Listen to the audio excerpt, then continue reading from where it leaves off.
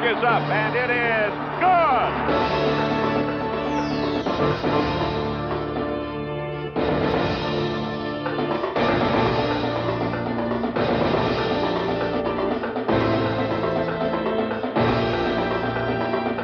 Joe Montana drops back and throws, and it's completed. Taylor breaks tackles, might score. 95 yards to John Taylor.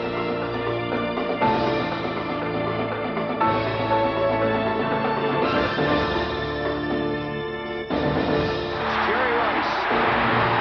One man to beat. Everett. Goal deep.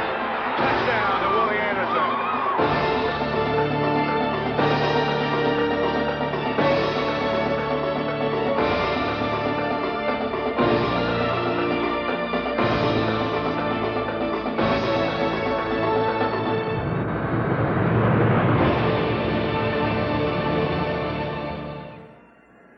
And the final conflict will take place here in the city by the bay, in a historic stadium that has withstood some of Mother Nature's cruelest tricks.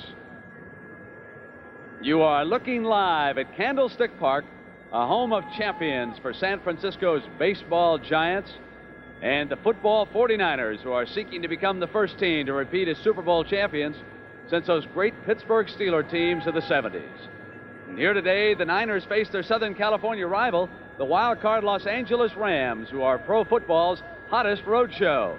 Today, it's the National Football Conference Championship, the final stop on the road to Super Bowl 24. Well, the crowd beginning to file into Candlestick. That's the scene out front. Another sellout. They expected to watch their beloved 49ers against their arch rivals from Southern California, the Los Angeles Rams. All week here in Northern California, weather has been the story. Yesterday it was raining very hard, but it cleared here this morning. Record over the last 4 playoff games, all wins by the 49ers, including that Super Bowl triumph, 114 passes without an interception. And he's matched against a red-hot quarterback, Jim Everett of the Los Angeles against Minnesota. Mike Kofer missed from the 31 and the 32-yard line. He also misfired on an extra point when the snap was a bit high. Covered since Thursday, but at 10:30 this morning when they removed the tarp, they found out the outside of the field had fared very well, but the inside did not. The tarp had leaked. It's only a year old, but they had to go to extremes. They had to aerate the field. They had to lay down some water-absorbent type of gravel, and they had to get the water up off the field. I can tell you, on the outside, the skill guys are going to have good footing, but the big guys inside, it's going to be wet and it's going to be sloppy. And from personal experience, this field does not dry out very well. It's actually below sea level out there, and it's high tide out in the bay right about kickoff time. Over on the Rams sideline, it's Will McDonough. Thanks, Randy. You matched up very well with Paul. Another concern of theirs is on the special team, punt returning. Last night they found out that Darrell Henry, their fine punt returner, has a bad shoulder. Goal here. You go out and you play hard, you put up the stats, you put up the number, you perform. And, of course, our offense is going to get it all, and the Joes and the Jerrys and the Rodgers and even John Taylor now. And, it's just tough, You perform and you want to be recognized, and you're not, and it can get frustrating at times, but I'll take the wins and the Super Bowls any day. How do you get along with Eddie? This is what really killed the Rams. Now, if we stop it here, we see one, there's no rush in Montana's face. So what they're doing is they're giving this lane that he could throw it, boom, right in here to Taylor. Then after that, they're taking bad angles and missing tackles. So when the Rams come in here today, they figure they can't let that happen.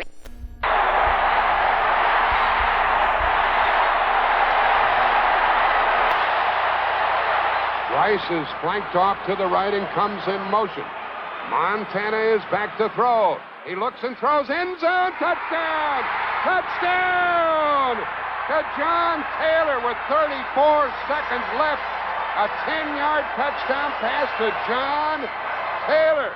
Wow, how do you stop Joe Montana? Well, Will McDonough, who better to analyze this game for us than Mike Ditka, the coach of the Chicago Bears? Well, I tell you, Brent, they're going to be ready. It's going to be a heck of a football game, and You know, I don't know really who has an advantage. Everybody wants to tell you that he makes their defense work, and that's what makes them come to play. When they watch Ronnie Lott play, and you watch him on TV today, you'll see the most physical football player on the 49ers team.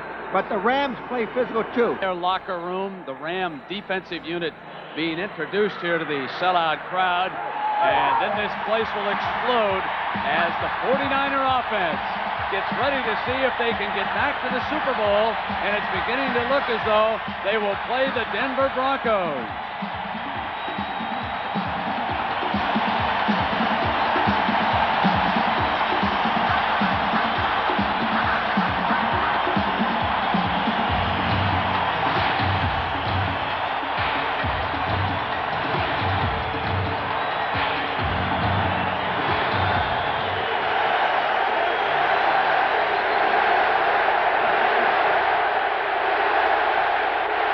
Starting at left end from Angelo State, number 78, Pierce Holt.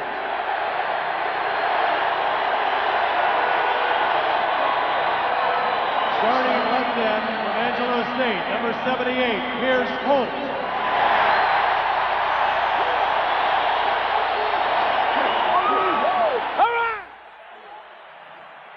Starting nose tackle from Penn State, number 67, Pete Kugler.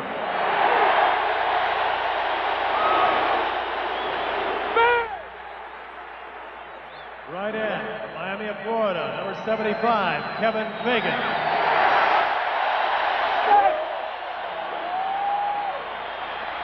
And left outside linebacker from James Madison, number 94, Charles Haley.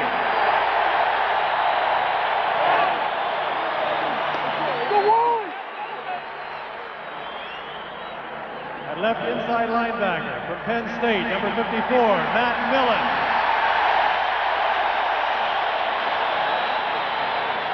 Right inside linebacker from the University of Oregon, number 99, Michael Walter.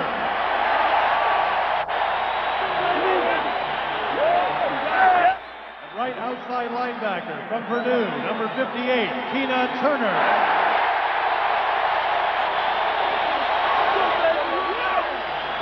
And left cornerback from Weber State, number 26, Darryl Pollard.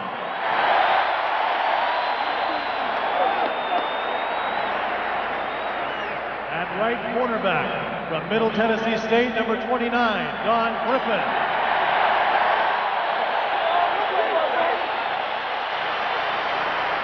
And strong safety from Texas A&M, number 31, Chet Brooks.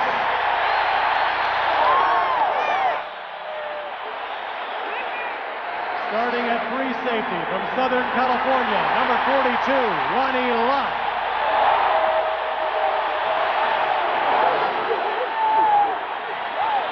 So as you could see, it was the San Francisco defense that was introduced here to this sellout crowd.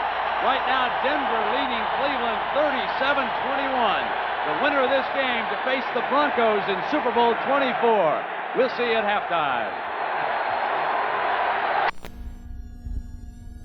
Honorable and battle-tested champions who once again have fought their way to the threshold of yet another conference title. With unrelenting glee, the 49ers served notice last week that they are bound and determined to maintain their seat of power as proud and proven barons of the professional football world. Rams and 49ers lay it on the line for an NFC Championship. Take part for the NFC Championship match between the Los Angeles Rams and the San Francisco 49ers. It's been raining all week, but not now. The temperature is 53 degrees, wind out of the south at 12 miles an hour. And right now, the field is in pretty good shape. Good afternoon. I'm Pat Summerall here with John Madden. And many ways, New Orleans, the other team will be forgotten about. You know, we followed the Rams, John, down through the playoffs now in Philadelphia first, and last week in New York. Look at the two times they've played this year in regular season. The Rams have been in there 8 times, get in their face, get in their lanes, do things so that they can't get into those rhythms. That's going to be the chess match. And we're going to have a first look at the 49ers. If they won the toss, Denver has beaten Cleveland 37-21. So the winner of this one will again play the Denver Broncos. who's been there 3 times, never won it. Mike Lansford to kick it off. Terrence Flagler and Spencer Tillman back deep for the 49ers. It's a tricky wind of 12 miles an hour, but difficult to tell down on the field which direction would be beneficial. It's going to be Flagler. And he is cut down and cut down hard. A flag on the play. Mark Messner made the tackle. Again, a penalty marker already down. Joe Montana, a fabulous year, fabulous career. He has set all kinds of records. His offensive front, Bubba Paris, McIntyre, Jesse Sapullo, Bruce Colley, Harris Barton, the right tackle, and Brent Jones at tight end. Craig and Rathman, the 2 runners, Rice and Taylor, the dangerous wide receivers, and then they have 2 more, Wilson and Sherrard, if they use 4, which they intend to. The flag was against the 49ers, so they'll start from their own 17-yard line. Craig goes in motion. Montana will go to work early, chased out of the pocket. Complete to his tight end, Brent Jones. Stopped by Larry Kelm, gain of 7.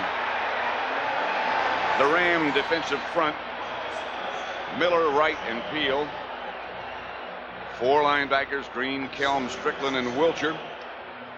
And in the secondary, Gray and Irvin. On the corners, Washington and Stewart, the safety men. Henley and Alfred Jackson when they go with their nickel package. 2nd and 3 from the 24. Taylor wide right, Rice wide left, Jones in motion. Craig slipped down. Alvin Wright made sure he stayed down. No gain. You know, I think that's going to be a big part of this game, Pat, being able to run and not slip, because the middle of the field is very, very slippery. That's the area where the sod really hasn't taken. And you saw on Roger Craig's first cut, boom, he just took 2 divots out of there, and he couldn't make that cutback. There are some very slippery spots on it. I was down on the field just a few minutes ago, and as you point out, in the middle, where most of the playing is done, that's the worst part. Montana back. Incomplete, intended for Roger Craig, had a hand on it and lost it when he was hit by Kevin Green. Hey, you know, one of the first things you start off with the Rams on defense, one of your first goals is to stop that first 49er drive. I don't think there's any team in football that's better at the first drive than the San Francisco 49ers. That's one of those scripted things that you've heard about for so long when Bill Walsh was here, and now under George Seifert, though not to that degree, not as many plays. That's Leroy Irvin back to return Barry Helton's punt. Just got it out of there. Irvin. Midfield. Knocked backwards by Keith DeLong. A 36-yard punt. Jim. Hey, he sure looks cool for the first play anyway, Jim Everett, huh? He does.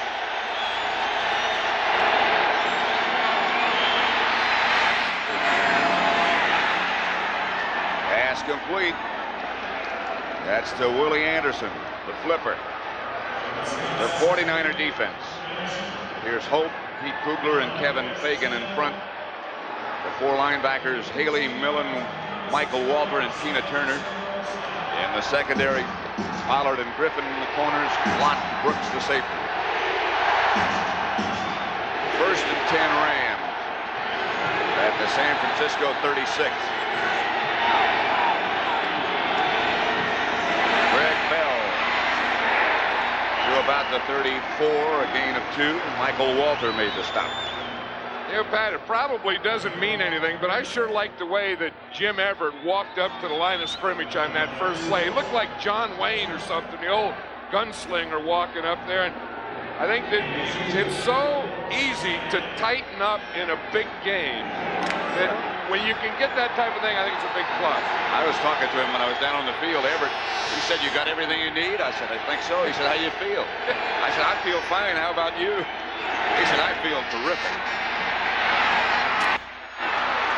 To Henry Eller. A pickup of 12, stopped by Don Griffin.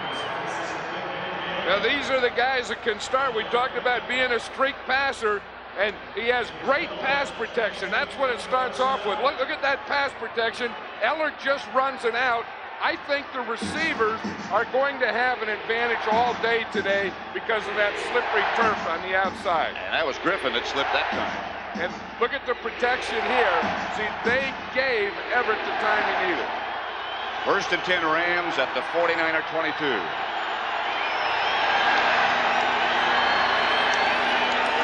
Everett to work again. Here comes the blitz. Successfully hurried Everett as he tried to dump it off to Bell. Haley put on the pressure. George Seifert. There's a guy who has done a heck of a job with this 49er team coming in here and replacing Bill Walsh. I think he had one advantage in that he had been here a number of years and that he was a part of building this team, part of building the defense. It'll bring up 2nd and 10.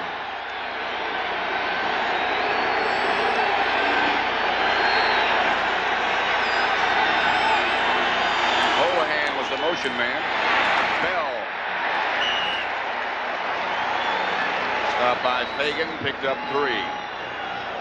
You know, here's the area that we were talking about earlier, is that red zone, and it's the area that both teams have had trouble against the other team. That 20-yard line. That 20-yard line in. In fact, I think it's ironic today, as I point out, where they've had problems. 3rd and 7.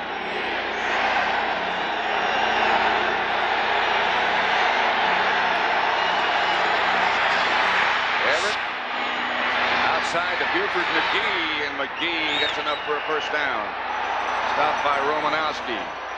Inside the 10 to about the 9.5. I tell you, I think he could have hit Ron Brown on the cross.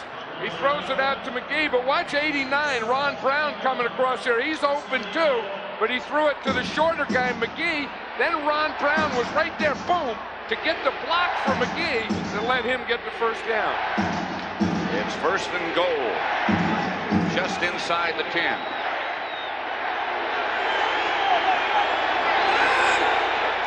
Bell was the lone setback. They start Holohan in motion. Everett. Ellert was the closest Ram, but it was nowhere close to him. I was talking to John Robinson the other day. He told me his biggest concern in this game was not being able to move the ball, but being able to move the ball and then not getting it. First 3 out of 5 in this drive.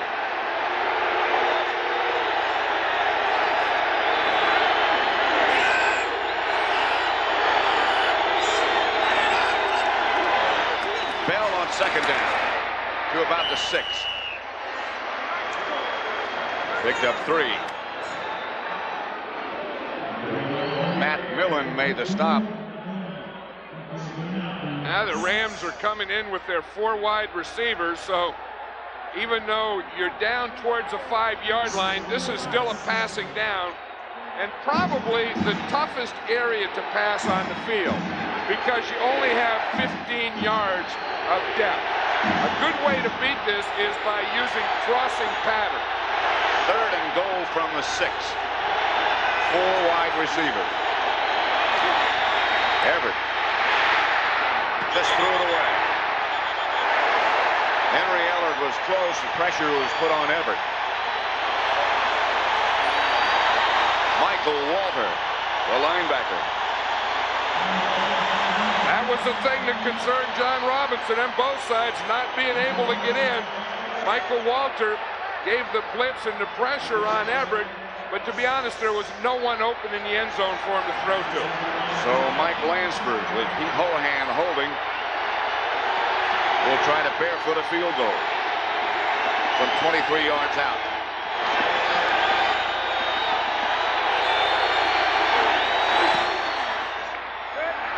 And the Rams break on top. 9:38 left in the 1st quarter.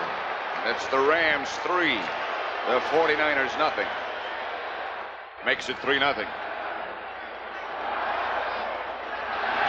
The NFC Championship game. The wind will be there. Lansford to kick it off. Flagler and Tillman deep for the 49ers. It's going to be Spencer Tillman at about the 14. Out to about the 30. 16-yard return. Graham injured on the play. Lansford, as he kicks off, you see that plant foot slip? I think if they're going to have problems in the slip, and it's going to be in that middle area where he had it between the hash mark. San Francisco. The ground crew, the maintenance people did before the game. That's an aerator over the NFL logo in the middle of the field. And then they put down something that looks like very thick sand. Turfus. To absorb some of the moisture. 3-0. Over on the Los Angeles sideline. That's a picture of pain. First and 10, San Francisco at their own 30. The Rams lead it 3-0.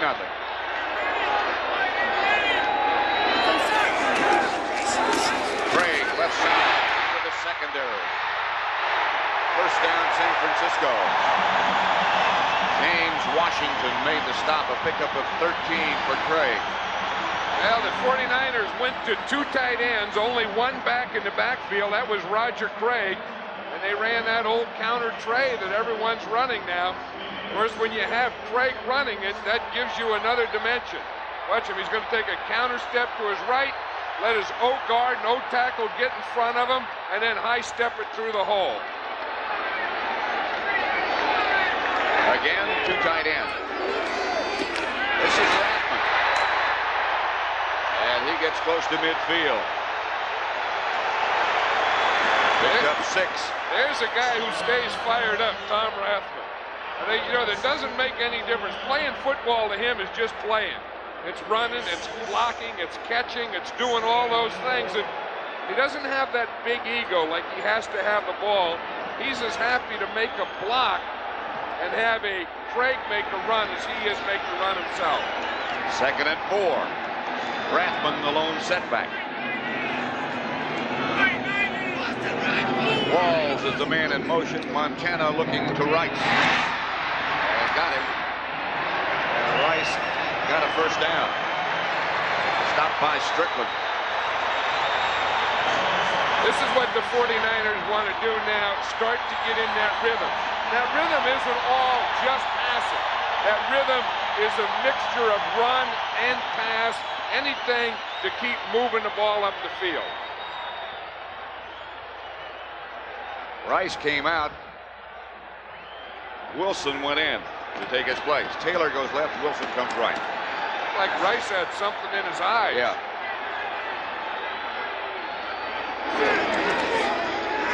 Montana again. Rhythm. Caught by Brent Jones, the tight end, a fumble. And another fumble, and the Rams come up with it.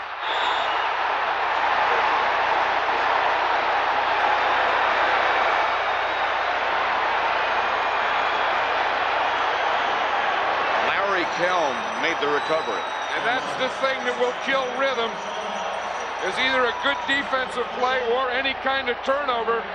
Look at Brent Jones. Sometimes that happens, and as a coach, you hate to see it because all he's doing, Brent Jones was fighting for extra yardage. So you can't tell a guy, don't fight for extra yardage, but in doing so, more and more times you see that second guy come in and strip the ball out. McIntyre picked the ball up after Jones lost it, and Kelm made the recovery after McIntyre lost it. Buford McGee, left side to about the 35. Pickup of 2. Stopped by King of Turner. There's a reverse angle that last play. This is the second time in the game that Montana started on a sprint. Watch, he sprints to his right, kind of slips and falls down himself, then throws back to his tight end. And seeing it, trying to get that extra yard, that's when the ball got knocked out. Just that then McIntyre, an old guard, has it. Heck, he fumbles it too. 2nd and 8 for the Rams. Their own 35-yard line. Everett, Holohan. into 49er territory. Brought down by Ronnie Lott and Michael Walter. That's the guy they have to watch. That's what the 49ers were talking about in the passing game. This is the guy, Pete Holohan.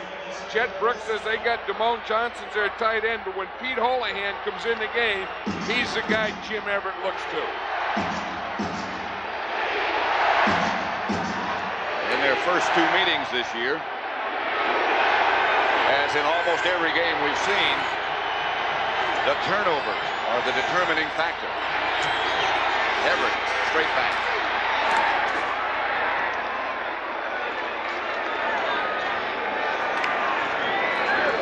Yeah, we can see this more and more. We talked about it last week, how Ernie Zampese, the offensive coordinator of the Rams, every day in practice, he just stands there with Jim Everett and says, let it go, let it go, let it go, meaning get rid of the ball. There's Ernie Zampese. He's this guy right here. I think that he is probably the top offensive brain in football today. The amazing thing about him, about Ernie, is he is perfectly happy where he is. He doesn't want to be a head coach. But if I were an owner, I would hire Ernie Zampese as a head coach. They fake the reverse to Ron Brown. They have a man wide open. Ronnie Lott, what a recovery. Willie Anderson was wide open, and Ronnie Lott came from nowhere to break it up. And that was the guy they were trying to get, Ronnie Lott, because they were going to fake the reverse. And what they said is when they faked the reverse, Ronnie Lott and Chet Brooks would run up. We saw Chet Brooks, the strong safety, come, but they didn't fake Ronnie Lott out. And he comes all the way over from the free safety to make that play. That's one heck of a play by Ronnie Lott. A lot of people thought he might have lost a step. But last week and this week, he's proven that he's still got whatever he had. That was a big play. That was a play that the Rams were holding to get a touchdown with. That was Michael Carter, you just saw a minute ago, just activated. They're going to work again. For Anderson, incomplete. McKyer was back with him.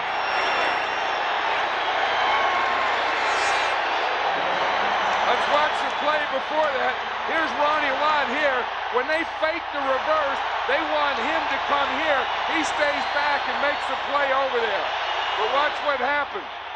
You see, when they fake the reverse, they think he'll come up. Ronnie Lott didn't come back. He read pass, stayed there, and made a great play. Taylor back deep. Hatcher, the punter. Taylor down at the 49er 10-yard line. 4:53 left to play in the first quarter. And the Rams on top, 3-0. NFC Championship match between the Los Angeles Rams and the San Francisco 49ers, led at the moment by the Rams. 23-yard field goal by Lansford. And the AFC Championship game won, of course, by Denver. The winner of this game will face Denver in New Orleans in 2 weeks. 4 minutes, 53 seconds left to play in the first quarter. Here's Roger Craig into the Rams secondary. Stopped by Washington. But a 49er first down. That's the place you have to run on a wet field, is straight up. Now, you got to win that first battle. Your center against their nose tackle. You have to get that because you don't allow penetration inside. The 49er offensive line didn't allow any Ram penetration. Then Roger Craig could just come up there and pick a hole. Roger Craig's one of those guys that we see on rare occasions who can turn it up another notch. Craig, nothing there this time. Stopped by Strickland and Alvin Wright. That's what happens when the play before you see when you get them blocked, you don't allow penetration. Then you see an example of the next one where you don't get them blocked and you let a big Alvin Wright get penetration and you let Fred Strickland get in there. Fred Strickland, the nosebacker. Let to come back in some life as a nosebacker. It's a unique position. What do you do? Oh, I'm down as a nosebacker. Here's Montana. Up the middle goes tight end. Brent Jones. A gain of 12 yards. Strickland again. Here's Jerry Rice, who pointed out before, John, I don't know if he got something in his eye or got hit in the eye, but that seems to be the problem. I know, and it looks like he's having trouble with the right eye. It's still kind of squinting. And he got hit and came off and hasn't been back in since. And of course, Jerry Rice is such a big part of this 49er offense. The doctor's going to have another look. First down, San Francisco, their own 32. Here comes the counterplay again. A couple. We're going to have a football game here today. See what they're doing now. They're looking at Jerry Rice. I think this is a play that had happened. This was the last play he was in. See the screen, and he got it right there in the eye by Michael Stewart. Looked like a Stewart came up, hit him with that left hand. Probably a finger went through the face mask into the eye. Second down and 8. 49er ball, they own 35. Wilson, who has replaced Rice, split wide to the left. Jamie Williams is the man in motion. Here's the same play again. Chased down by Larry Kelm. For a gain of 3. Craig, the ball carrier.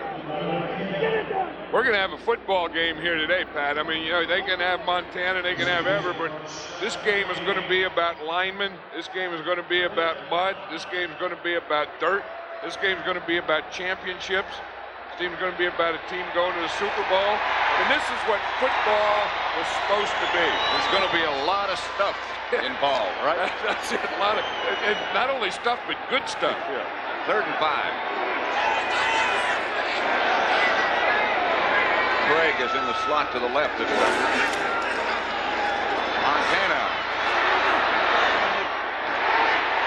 gets the ball to John Taylor. James Washington made the stop. One of the rare times that Montana has gone to his left. I know it. Well, you know what happens? We'll see Alvin Wright takes a charge here, gets penetration. Now Montana comes back, and he's forced to go to. He's forced 1 to bring the ball down, and then 2 to go to the left. That is what the 49ers were trying to do to him. That's what the Rams are trying to do. I mean, they're trying to get him to bring the ball down, get him to run to his left. He did both those things and still completed it. First down. Ratman to the Ram 44. 9 yards. The 49ers are doing what you have to do on a sloppy field. You can't make a lot of cuts. You have to have a wide base. Your runners have to have a wide base. They can't get their feet together. They kind of a George Seifert. There's Fritz Shermer, the defensive coordinator of the Rams. So that's the end of the first quarter with the score: the Rams 3, the 49ers nothing. So if you want to see Paul McCartney and his new band, get in line early and get out your Visa card. Second quarter coming up at Candlestick Park, the NFC Championship game, with the winner going to New Orleans for the Super Bowl to play the Denver Broncos, the AFC champions. Congratulations to them and to Dan Reeves.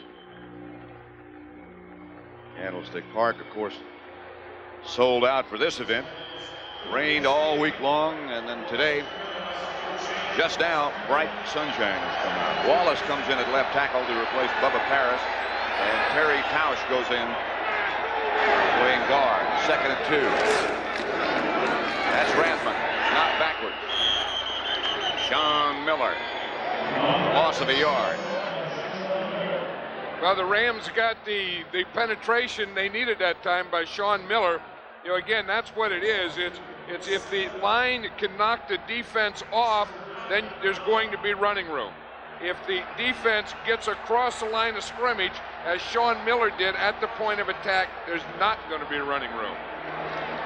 Jerry Rice back in the game, as is Sherrard. They show you 4 wide receivers, all of whom are very dangerous. Montana up the middle to Rathman. And up for a first down, stopped by Kelm.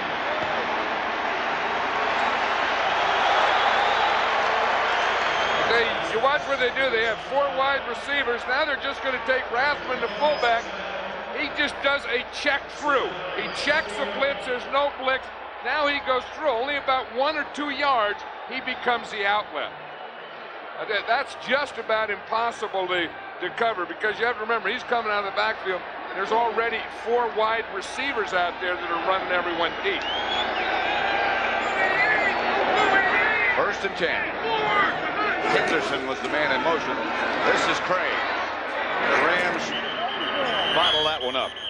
Yeah, you cannot run that play on this field today.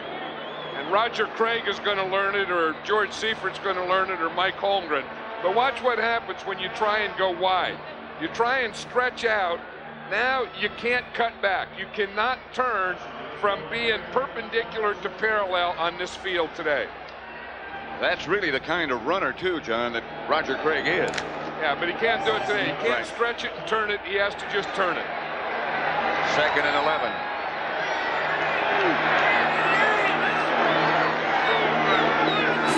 Montana's already hit 6 out of 7.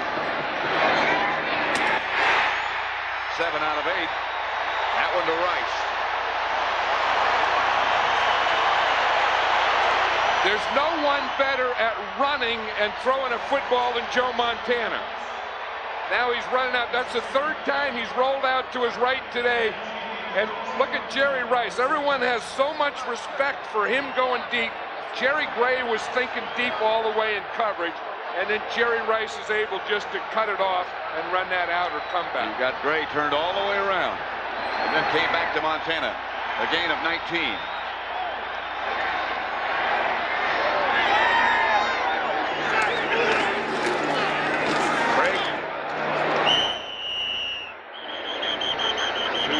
Maybe stopped and hit first by Washington. One thing about this Ram defense, when you run in there, there's going to be a whole bunch of white jerseys. And as you know, the Ram defense may not be a great defense or a lot of great players, but they're a very well-coached defense by this guy with his hands on his head, Fritz Shermer, who could very well be the next coach of the Phoenix Cardinals. He's certainly one of the leading candidates. Here's Montana back again. Open is Brent Jones. Touchdown, San Francisco.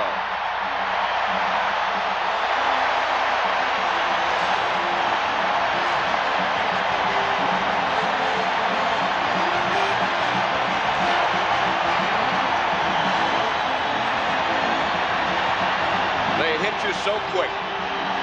Well, they have Jerry Rice on one side, John Taylor on the other side, and you get so concerned with those guys that they will leave Brent Jones go free up the middle.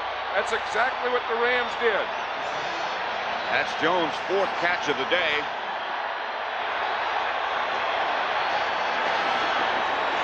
Mike Kofer to try the extra point. He's missed 2 in the regular season. Doesn't miss that one. 7-3, San Francisco. Hey, Brent Jones is a tight end on the right, 84 on the right of the screen. Starts to the outside, then he's going to come back in. Montana gets back. Brent Jones is wide open again because of the concern of the outside receiver. 7-3 49ers. This message furnished by the National Football League. Back at Candlestick Park in San Francisco. They all said they were bringing different kinds of shoes and different kinds of cleats. That's Bruce Colley. Well, the wetter the field is, the more muddy the field is, the longer cleat you want. So as they change cleats, they will keep getting longer and longer cleats as the field gets sloppier. Kofer's kickoff. Del Pino and Brown back deep for the Rams. That's Del Pino. To about the 23. 11-17 left to play in the first half. The 49ers 7, the Rams 3. Errol Pollard made the tackle for the 49ers. The Rams will take over. At Summerall, John Madden, 23 yards out by Lansford. And the 49ers in at nose tackle for the 49ers. He's been out since week 8. Well, he had it wasn't a broken right foot. It was a sprained right foot, and it was in a cast until this past week. Since that 8th week, they had that right foot casted, took it out this week. It's only worked out a couple of days. Everett's going to put it up. Incomplete. Henry Eller, the intended receiver. The 49ers have had the ball twice as long as the Rams here in the first half. And they lead 7-3. Hey, one thing with Michael Carter being out that long and being that big and that strong, he is not going to have a lot of endurance, so they're going to spot him a play here and a play there, and George Seifert said maybe 10 plays at the most. And his place is taken by Kugler, who started. 2nd and 10 Rams.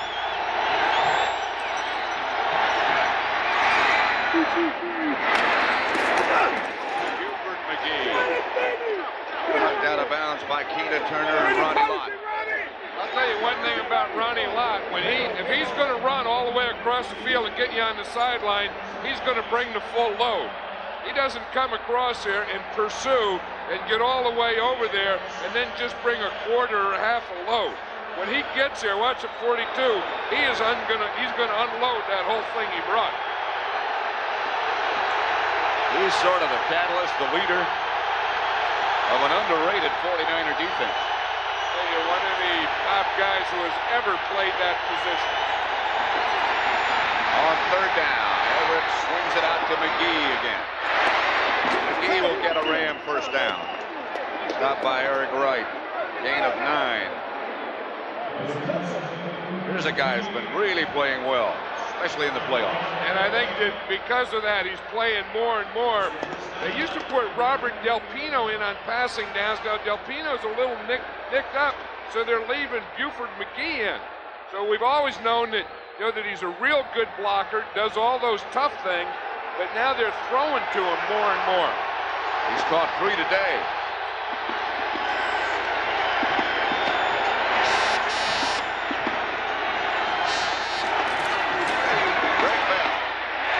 The line of scrimmage. He might have gotten a yard.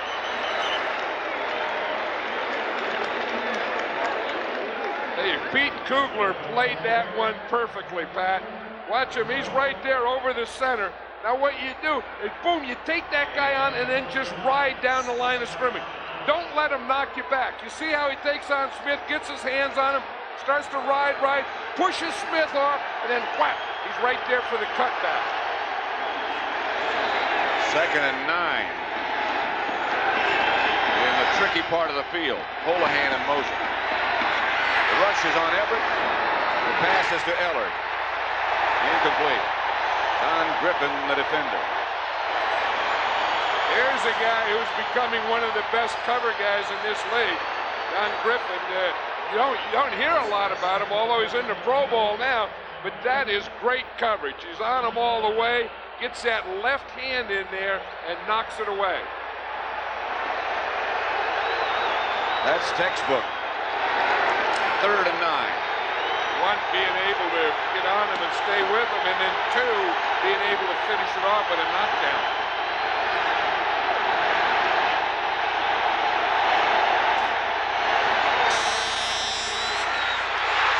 Picked off by Tim McKyer.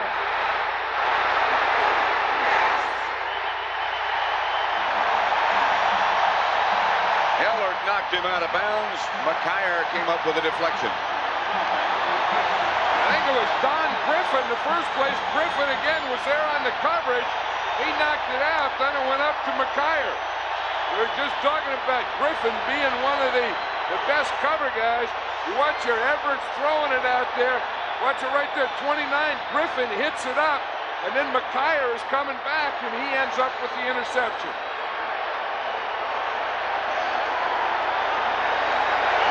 Was intended for Henry Eller. It was Duval Love that knocked McKyer out of bounds. Tim McKyer had a big interception last week in the playoff game against the Minnesota Vikings. 1st and 10 from the Ram 27 for the 49ers, trying to add to their lead. Craig. Not much room. Sean Smith him down. As you say, last year the word was you take away Rice and you take away Craig. And everyone tried to do it last year and couldn't do it. So now you have an offense, and that's a problem. Who do you take away?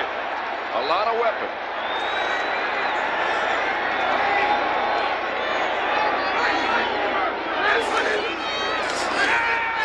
Outside quickly to Rathman.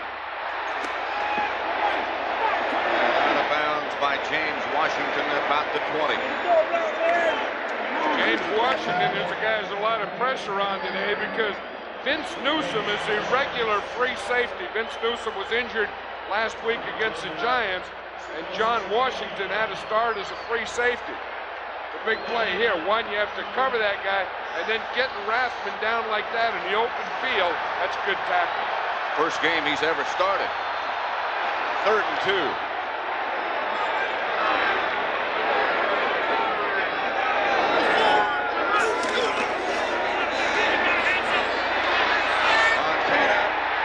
Craig to about the 5, maybe inside. Stopped again by Washington.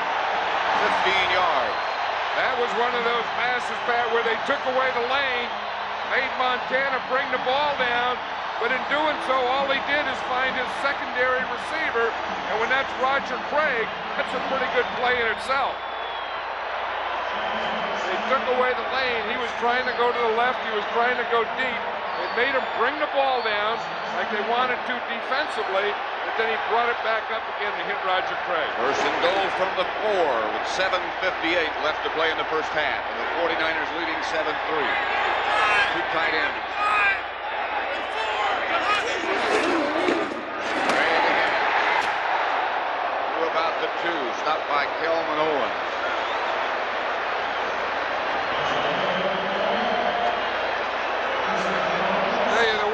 Runs in there. Let's just watch this on the clicker. The way he cheats back a little. You see in the stance, he's back. So Craig is going to run it. Rathman's going to block it. Watch, he gets that thing there. Right there's the block. He knows he's going to run off that block. Rathman turns him out. Boom, he's going to cut right back off that thing. Second and goal from the 1. Craig again. 49er touchdown.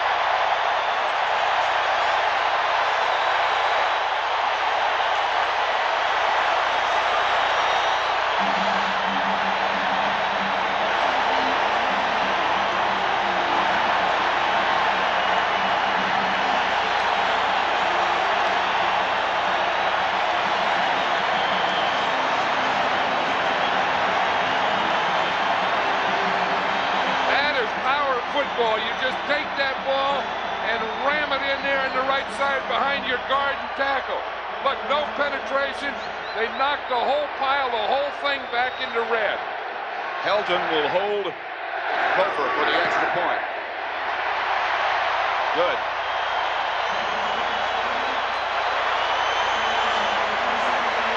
Set up by the turnover. Almost inevitable. Craig gets the touchdown, and it's 14-3 49ers. They took him inside for x-rays. I assume that was what the problem would be. That's one of the big advantages of football as we know it today, that a guy could get injured. They could take him in, get an x-ray right now, look at it, and then determine whether the guy could play or not anymore. Del Pino and Brown back deep for the Rams. This is Brown.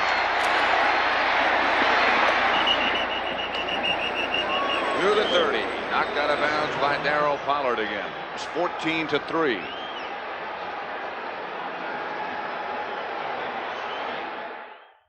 Three definitely becomes a crowd. Dick Park in San Francisco, as seen from the Goodyear blimp. Columbia, based in Carson, California, piloted today by John Creighton. Hovering overhead. A lot of traffic up there, Pat. I saw a helicopter go by and a blimp and an airplane. You got and a couple of birds. A lot of aircraft up there. Everett. To Greg Bell. Bell his feet to about the 47-yard line before Ronnie Lott finally got him down after a pickup of 19 yards. Greg Bell is one of those guys that is built for this type of field because there's not a lot of them to hit. And most of the stuff that he has to hit has pads on it. And he just kind of pulls all those pads together, and you hit plastic against plastic, and unless you wrap up, you tend to bounce off it.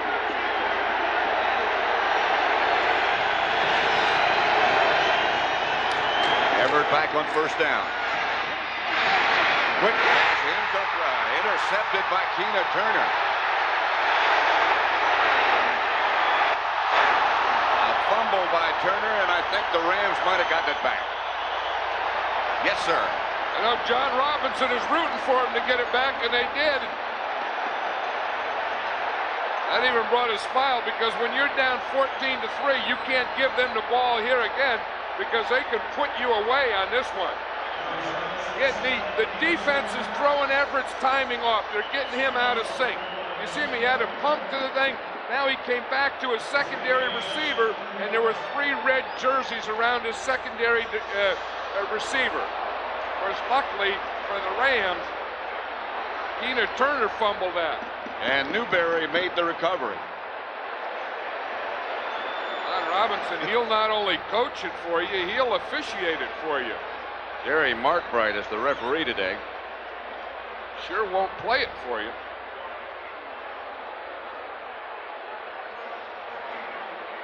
But you see again, Turner, that ball just slipped out as he was jumping over. Keena Turner went to jump over and the ball slipped out.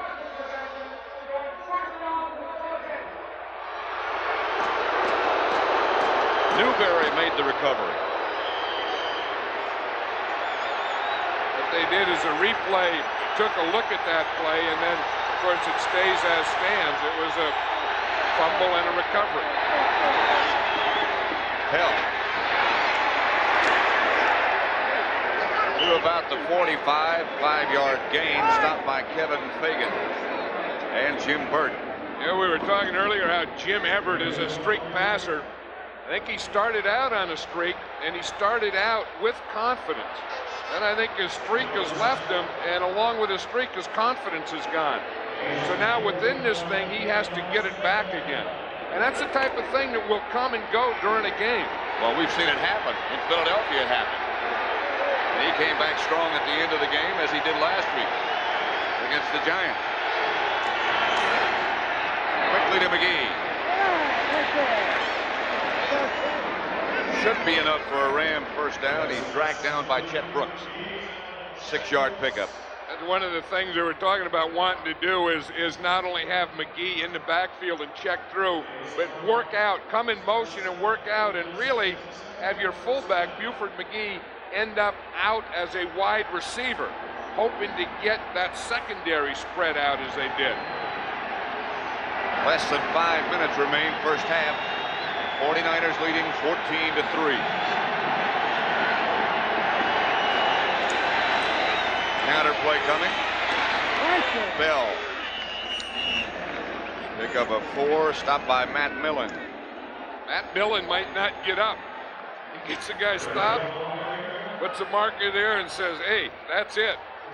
There's an amazing story. This guy, really? Matt Millen, has really helped this 49er team. He was waived by the Raiders. Then he was going to sign with the Rams. The Rams were all set to sign him. He went to bed. He woke up the next day and said, no, I think I'll go listen to the 49ers. He came up, listened to the 49er offer, and has never gone back. Not only a leader as a player, as you point out, also an emotional asset. Everett. To Buford McGee. 4-yard pickup. It was funny how Buford McGee was kind of a throw-in to the Rams. They got him from San Diego along with Pete Holohan.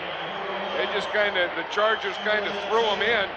Then the way they got Greg Bell, Buffalo just kind of threw him in. And these two guys are becoming big players for him. That time I think Buford McGee just landed on the ball.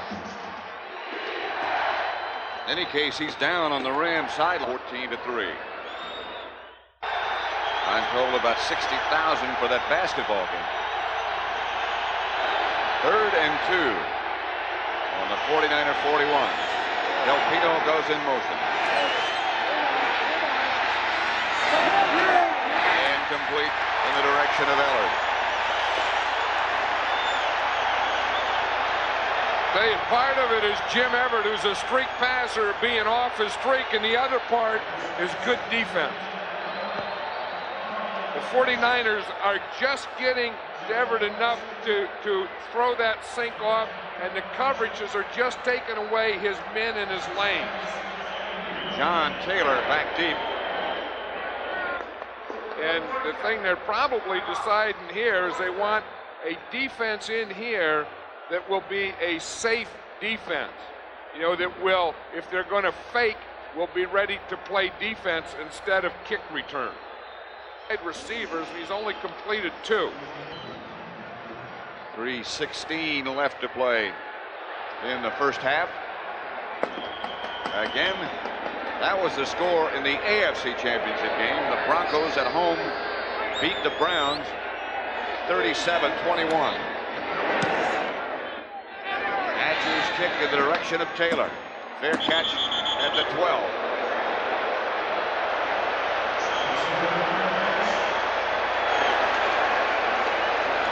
28-yard punt by Dale Hatcher.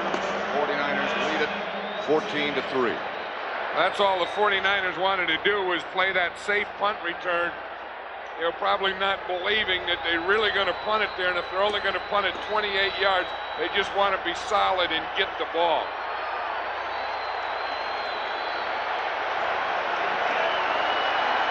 First and 10, San Francisco at their own 13. This is where the Rams would love to force a turnover. That's great. Wrapped up by the Rams after a gain of 2, led by Alvin Wright. There's John Marshall. He's the defensive line coach of the 49ers. He's talking to those defensive linemen, and again, how to play the run, how to stay in your lanes, and how to continue to keep that pressure on Everett. And so far, they've done a good job of that. 2nd down and 8 from the 15.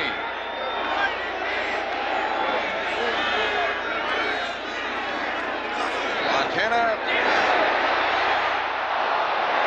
A flag on the play, intended for Taylor, or in the direction of Taylor. Jerry Gray was the Ram defender. That was one of the things the 49ers were going to do. Joe Montana said is throw double patterns, you know, like an in and up and out and up, a hook and go, and that's what he just threw to John Taylor. Mark Bright officiating the NFC Championship. Illegal contact foul, number 25, defense. Automatic first down.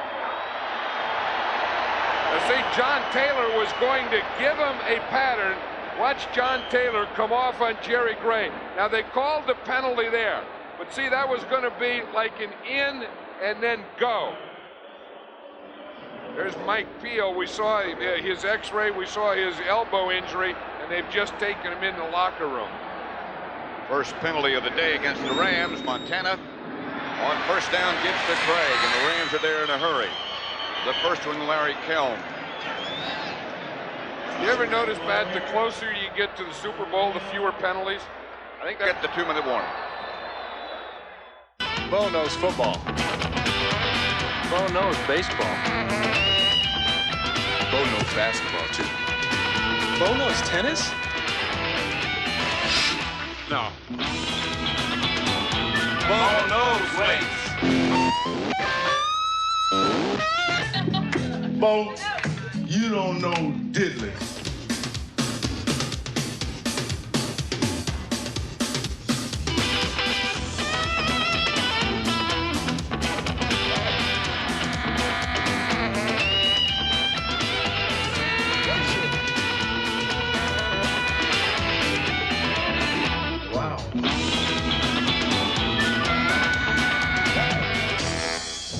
Oh, you do know diddly, don't you?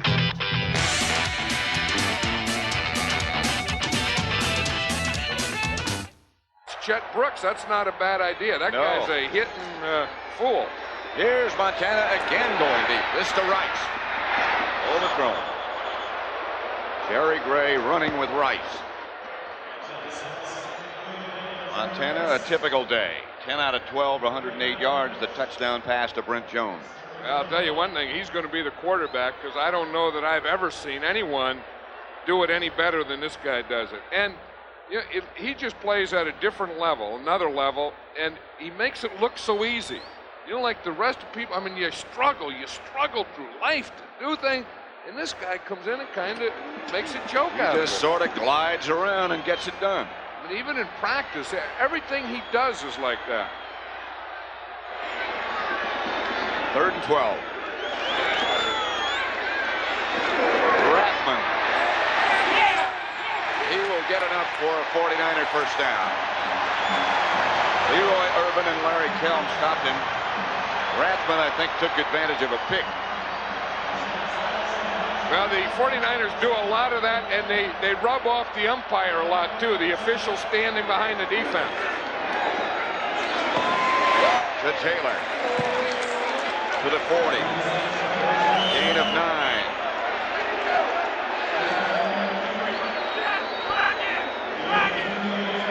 Clock is still running, 1 minute and 20 seconds. 2nd and 1.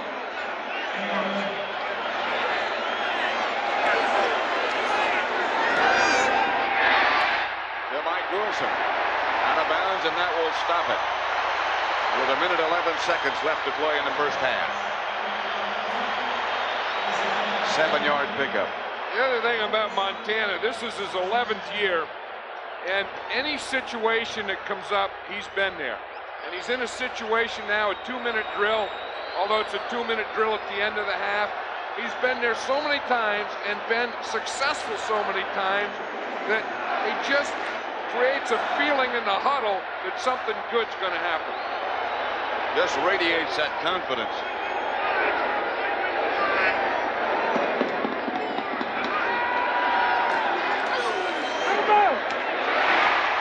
To Mike Sherrard. There's an interesting story. Broke his leg twice. The Cowboys sort of gave up on him, and now the 49ers are very high on this young man. And he hasn't played in a couple of years. Last week was his first game. He didn't catch a pass. He said he's waiting for his first pass, and more important, that first hit. There he just got a little bump. But he said playing last week and dressing was like the first time he ever played football in his life. 2nd and 4. Montana to work again. Gets it to Rathman again. Strickland. Jerry Gray draped around him after a gain of 5. A timeout, 49ers. They have 1 left. It was Ernie Zampese, the offensive coordinator. I remember last week he went off. The Rams got a turnover, and he wasn't there to call a play. 1st and 10. Roger Craig picks up 7 right up the middle. Clock continues to run. The 49ers have 1 timeout left. Right now would be a 52-yard field goal. 2nd and 3. Montana has a man open. Mike Sherrard again. Boy, nobody operates this 2-minute drill better than this guy either. And so calmly. So quickly. Out of bounds, incomplete, stops the clock. You know, in that situation, you know, people always ask, why don't they play the whole game like that? And of course, you don't have a chance to get your guys in, and the coaches don't have a chance to call the plays. But when you have a guy like Montana, you probably could play the whole game like that. Yep. Montana is 16 out of 19 for 165 yards and 1 touchdown. Here he is back to throw it again. It's Roger Craig. And he gets to about the 3. Stopped by James Washington, and they take their last timeout. 15-yard game. James Washington Washington doesn't want to do something stupid here. You know, emotions are high, but you can't lose your cool. You have to compete until the whistle blows, but not after. There is a flag on the play. There's Roger Craig, and you see what they do is they just run down and sit down in those zones. We have they a just third have a great timeout called feeling. by San Francisco. We have a personal foul, unnecessary roughness on number 61, San Francisco, after the timeout was called. Oh, that's Jesse Sapullo, the center.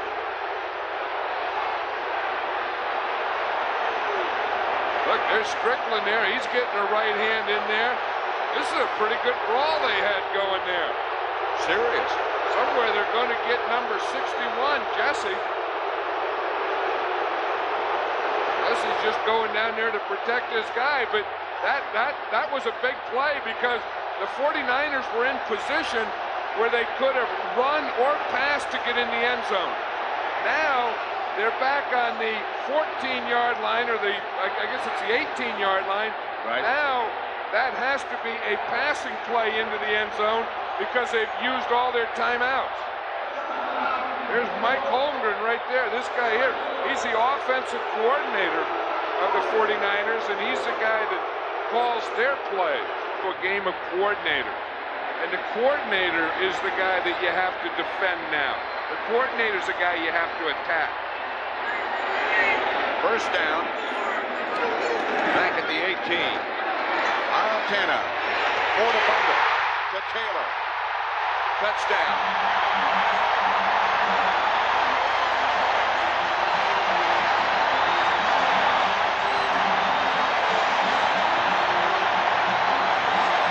Well, what a drive that was. Hey, if they put a statue outside the candlestick of Joe Montana, I think everyone would just walk by it and bow their head right now. You don't get any better than that.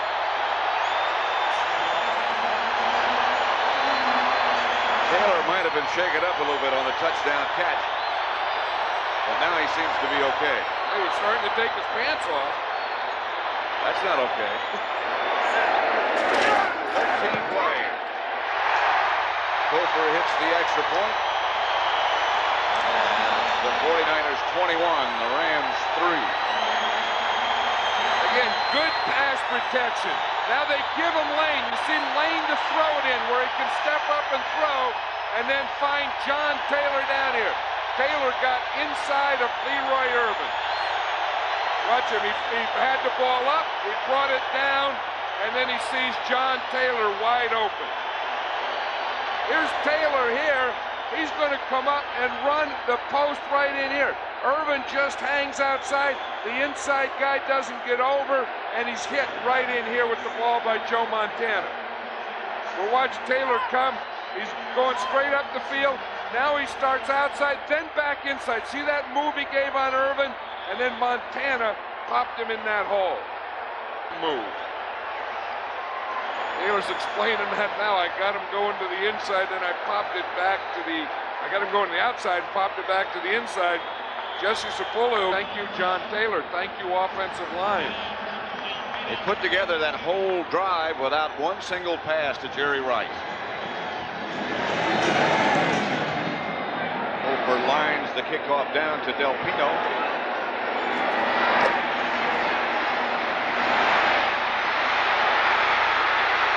Del Pino to midfield and into 49er territory. That's the last play of the first half. And that's the end of the first half. With the score, the 49ers 21, the Rams 3. CBS Sports coverage of today's National Football Conference Championship game is sponsored by United Hewitt. They would have reversed the ball there. He would have made the tackle. That's how good a play right now. That's why it's not starting, but he has good reaction to the ball. Now watch what happens here. Number 22 picks this ball off, picks up a bevy of blockers along the far sideline and sets up the 49ers for another scoring opportunity. And you know, how about Joe Montana? Mike, it's 135 playoff passes without an interception. It now. looked like a master surgeon operating in that last drive. I've never seen anything like it. The guy can do no wrong. He's got great receivers, but he gets the ball to them. He's the catalyst that makes it all work. He's 3 playoff games a year ago, including a Super Bowl triumph. Last week, the 4. Now he has come back with 2. I don't know if anybody can stop them, but I know one team that it may get a chance, and that's the Denver Broncos. Congratulations to that organization. We want to take a look at some of the action from the Denver Bronco victory over the Cleveland Browns in the AFC Championship today. 37-21. John Elway with a huge day, and Michael Young with 73 yards for the score here. He caught 2 passes for 123 yards. Now, Cleveland did close back to within 3 in the 3rd. Mel Bratton fumbling at the Denver 28-yard line. Felix right of the Browns returns it 27 yards to the 1-yard line, and from there the Browns struck. But then it was Elway again, with Bobby Humphrey out with an injury for Dan Reeves. In came Sammy Winder. 39 yards on the score here. He scored twice.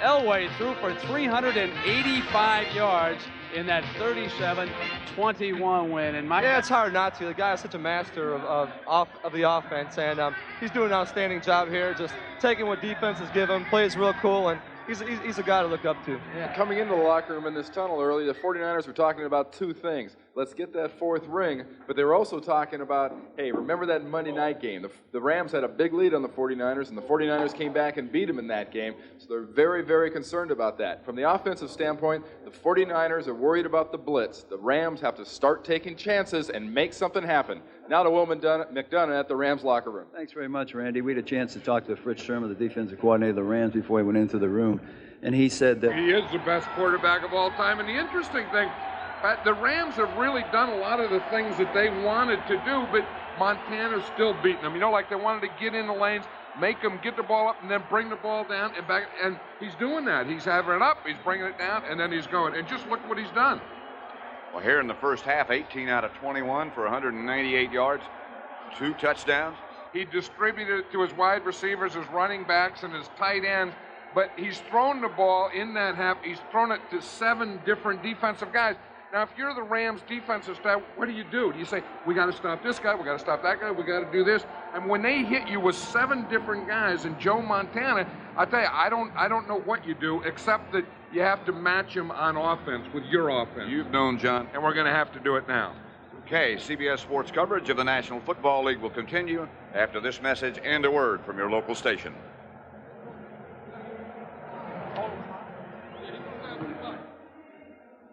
Play until I win the Mazda Miata, because I need a girl, and girls like cars. If you need a date, then play The Price is Right at McDonald's and Ralph's. Second half coming up at Candlestick Park. Beautiful area. Been raining all week, but today we've been blessed. It's cool and pleasant. 49ers set to kick it off, leading 21-3. Pat Summerall with John Madden. Brown and Del Pino. Roger Craig. Stretching. Hofer's kick sails about 8 yards deep into the end zone. Handled by Del Pino. He downs it. And the Rams will take over at their own 20. And they have to get something going now and get a streak, get a hot streak, but also knit some things together with the running game. You know, in the first half, we know what Everett's stats are. We saw those, but they have yet to get a rushing first down. So the rushing first downs are the things that keep drives alive and together. And they've got to play better defense. Montana has just cut them apart. Here's Everett back. Under pressure. Got the ball up the middle to Greg Bell. Haley, Walter, and Hope. Notice how that pressure changes when you're down, and they know that they have to pass. And now look at the 49ers come. When Jim Everett throws the ball, there's 3 red jerseys on him. I'll tell you, that will take a lot of confidence out of a quarterback. 2nd and 5 it brings up from the 25. man offense this time for the Rams. To Bell. No gain by Tina Turner.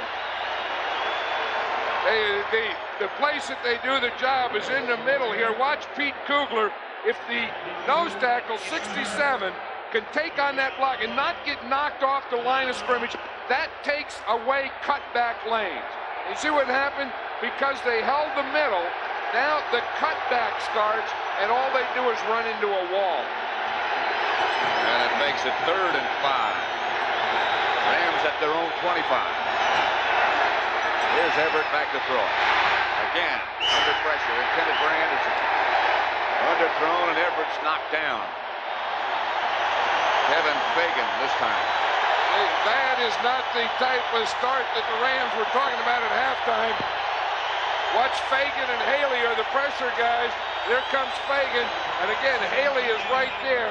And that's what you want to do to a quarterback. Hit him just as he throws the ball. Then he can't step up. I tell you, that takes a lot of that confidence I was talking about. That you can knock it out of a quarterback like that. Hatcher back to punt. John Taylor back deep for the 49ers.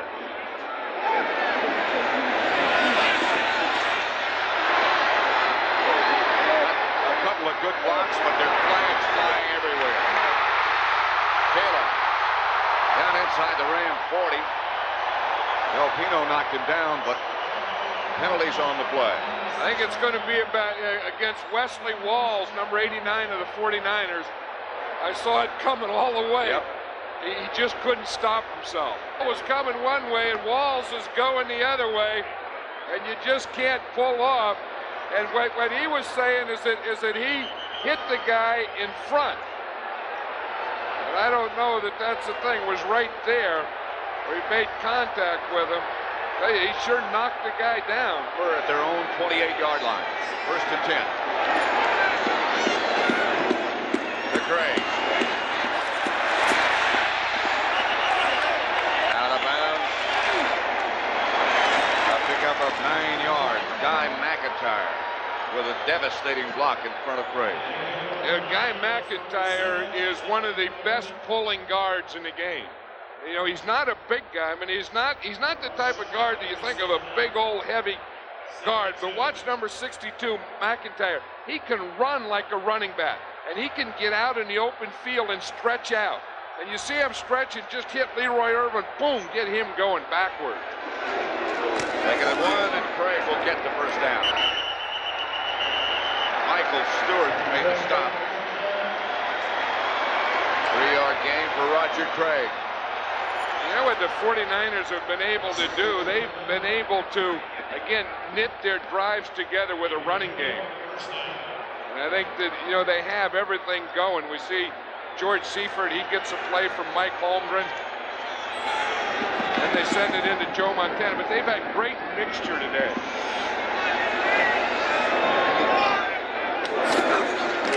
Montana to Rice on 1st down. Gray is out there with him.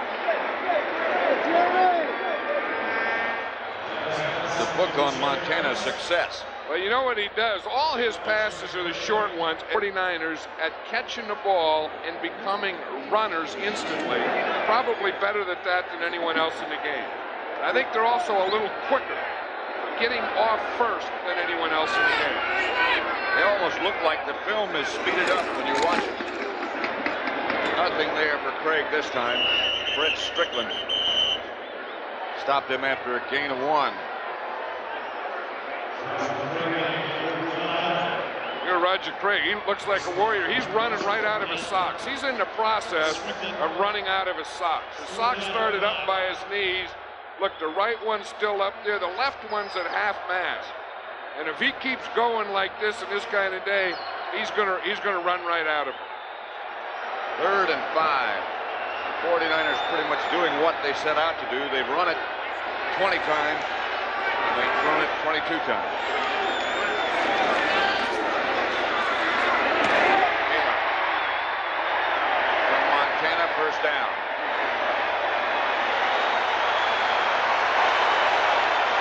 And, you know, he just moves the ball around, just like a basketball team. I mean, he's throwing it to everyone. Look, Jones has caught 4, Taylor 3, Rathman 4, Rice 3, Craig 2, Sherrard 2, and Wilson 1. I mean, as I said, it's not one guy. That's 7 different guys he's thrown the ball to. So you put it over on defense, you say, how do you cover these guys? It's almost impossible. This is Mike Holmgren. He was the guy behind the post. He's the guy that's calling that mixture.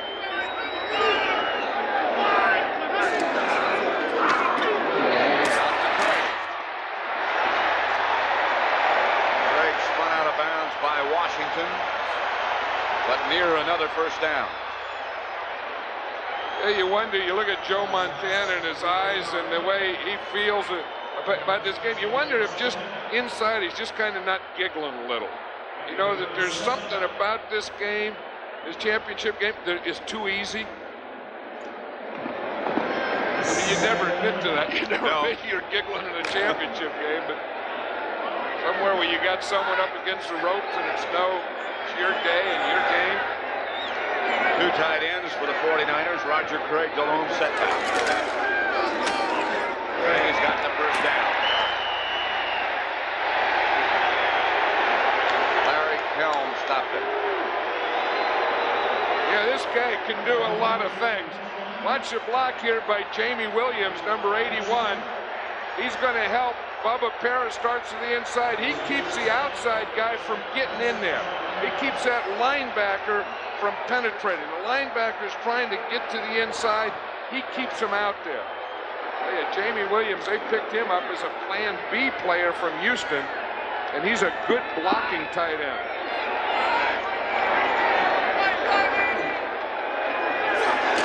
This time it's Rathman. He hammers inside the 20. Knocked out of bounds finally by Jerry Gray, but a 17-yard run. And a good block by Bubba Parra. I think Roger Craig on that play before may have gotten knocked out. He looked like a fighter who just took a punch. But then you get him out of there, and here comes Tom Rathman. You see who was down there blocking for him? Jerry Rice. Any long run, there'll be a wide receiver who makes a block. Still talking to Roger Craig on the 49er bench. I think he got dinged on that short yardage play. Henderson has taken his place, and he gets the carry to about the 15. Gain perhaps of 1. Sean Smith. I mean, we got it going down in there now. I mean, we got, you don't get a lot of games with that artificial turf and stuff. You don't get a lot of games with mud. But now we got it. But isn't it something? There's 4 teams in the championship games today. All of them are from turf fields, grass fields, regular old-fashioned grass. No domes, none of that stuff. Cleveland, Denver, the Rams, and the 49ers. 2nd and 9. Play it the way they're supposed to play it. The Broncos are already in the Super Bowl. The winner of this one will play them. Montana. He gets out of bounds at about the 11. Picked up 4 yards. There he is laughing. He's saying, I did it like Randall Cunningham. I did a pump fake to make the guy miss. That was a bootleg.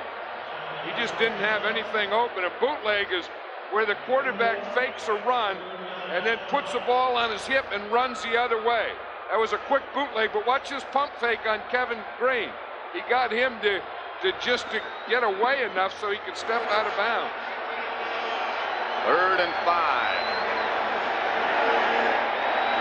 49ers on the Ram 11-yard line.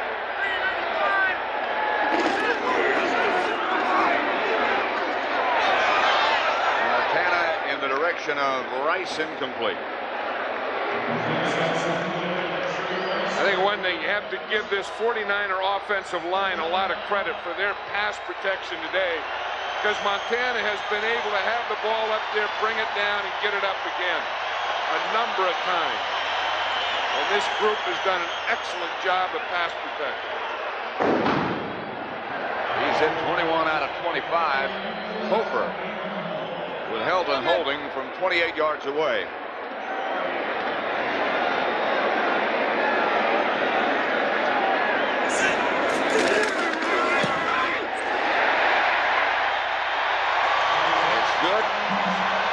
49ers move further in front. With 7:44 left, third quarter. It's 24-3. Yep, Right. you can get the red beans and rice warmed up now. You can't beat that. You can't beat red beans and rice. No, you can't. Well, gumbo, jambalaya, you got all that stuff. Yeah, they just said that Roger Craig had a concussion, and that was that short yardage play. Going to be Del Pino at about the 3. Cut down at the 15 by Keith Henderson.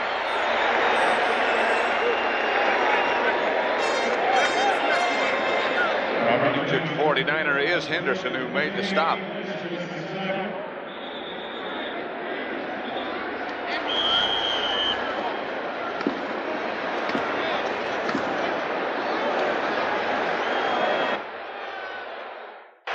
(24-3) the 49ers. Here's what happened to Henderson, number 30. Well, you see, it looked like maybe something hit his ribs, because watch, he starts to get up and celebrate, and then boom, he feels it right there and goes back down. But he did get up and walk off the field.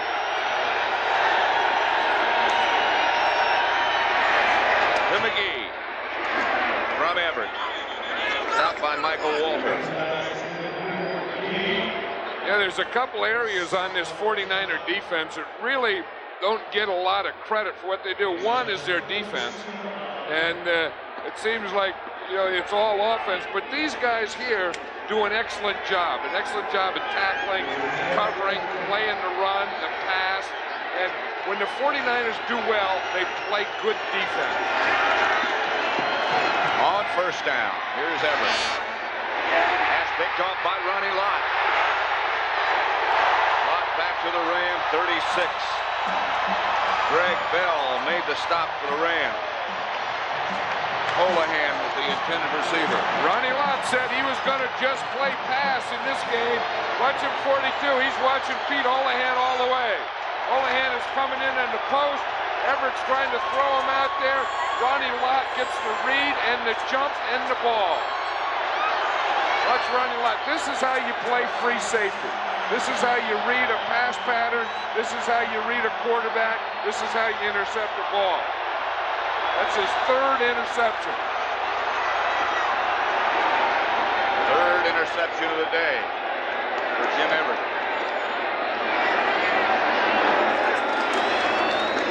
That's Craig back in the game.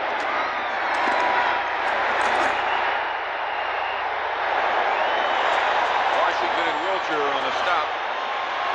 For those of you expecting to see 60 Minutes, I'm Pat Summerall along with John Madden. And we welcome you to Candlestick Park in San Francisco on CBS down in about a yard. Craig again.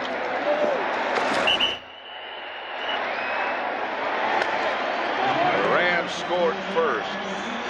Field goal in the AFC Championship game today in Denver. The Broncos beat Cleveland 37-21. Looks like it'll be Denver and San Francisco. Craig, and he's going to throw it.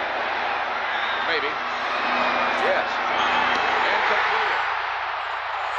And a penalty marker down. Rathman caught it.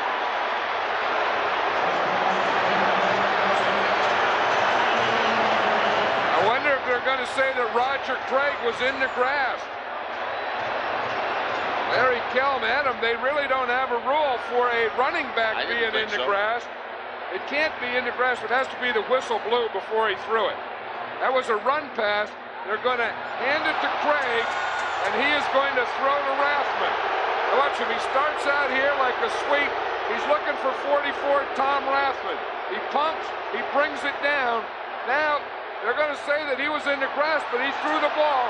There is no in the grass rule. What that has to be... 33 was ruled down in this spot. There's no foul on the play. That's what it has to be. It had to be that they blew the whistle. The play due to the runner being ruled down. Did he blow the whistle? The whistle ends the play. That's how you would rule it down. I don't know that I heard a whistle or not.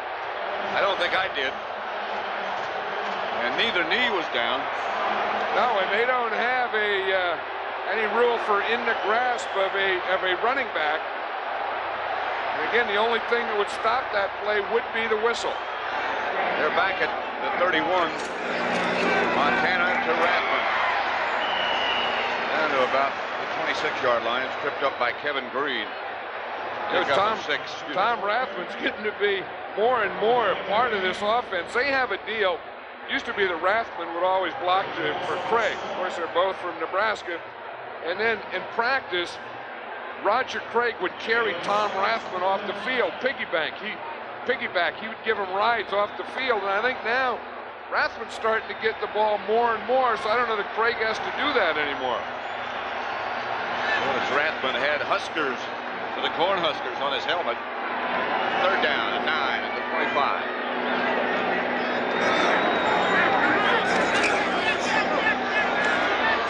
To Rice. It was slipped down and went down in the grass for Fred Strickland. Pick up a 4. Fred Shermer trying to come up with anything to stop this avalanche. This Keith Henderson, he was the player that was injured on that special teams tackle. Like he made a hit and then went down when he started to react. Whatever it was, didn't hit him until after a couple seconds. All the 49er coaches say that they think he's going to be a great player. Well, he's a heck of a receiver coming out of the backfield. 38 yards away. Over with plenty of distance. No good. So with 4 minutes, 3 seconds remaining in the third quarter, it's still the 49ers 24, the Rams 3. The 49ers 24, the Rams 3. The owner of the Rams, Georgia Frontiere. They have not been able to get anything going today.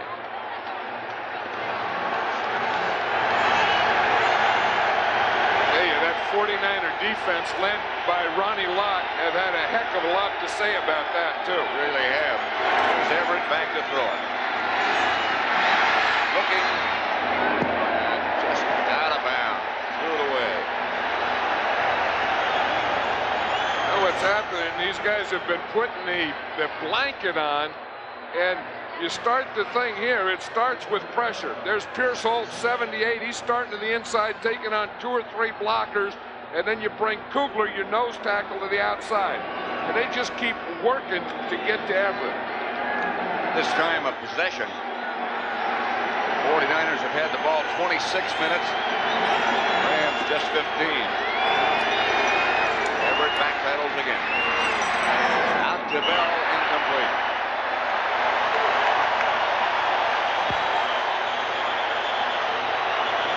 Well, the story of the game has been, as John Madden was talking about, been a frustrating day for Jim Everett and a fantastic day for Joe Montana. See, Notre Dame, a lot from USC. The National Football League. 3rd and 10. There is no target, and Everett goes down. I'll tell you, Everett felt the bullet when there was no bullets. Haley and Roberts were close. Loss of 6. I don't know that I've ever seen a quarterback get knocked down when there was no contact. I mean, he's there. There may be someone. You should not feel that. I don't care. In this game, you got to keep that head up, keep working to find it or run it. You should not feel a guy behind you. Hatcher back standing on his own goal line, and John Taylor at midfield from the 49ers. The 49ers will take over almost at midfield. 35 yards punt by Hatcher. 3:22 remain third quarter. 24-3, the 49ers lead the Rams. The NFC Championship game. Winner to advance to the Super Bowl in 2 weeks. Notice it, Bubba, that those 7s are getting smaller on his jersey. Bill Walsh was always on Bubba about his weight. Now they just decided to leave him alone. Larry Kelm wrapped him up. Do a Super Bowl again. Jackie Slater, a 14-year veteran, one of the top offensive linemen, not only in the game today, but that's ever played the game.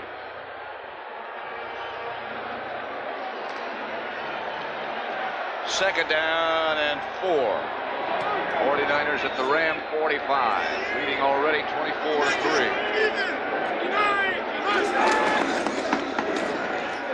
That's Roger Craig. First down, San Francisco. Now there is a pair to draw to. Watch that. Jim Burt and Pierce Holt are practicing during the game. Burt is coaching Holt how to make a spin move. Now, if a coach saw that, they'd go nuts. As a defense, Burt is following up Holt. You shouldn't do that. You don't want your guys to spin. Poor old Pierce Holt. Anyway, he's blind in his left eye, and now Jim Burt has him spinning. Oh, man. I'll tell you, John Marshall's going to go nuts when he hears about that. That's funny. Here's Craig again. Rice got a good look in front of him. And Craig goes down inside the 30. Stopped again by Kell. Gain of 11. Again, he's a sculpted warrior. He's running right out of those socks. They're getting lower and lower. Harris Barton, number 79, he's a right tackle. He pulls and gets in front of him. He just gets a little bump out here at the end, but there's no Rams until he gets there, and they didn't need much blocking. I tell you, they have beaten this Ram defense down. Talk about intensity. You see those eyes?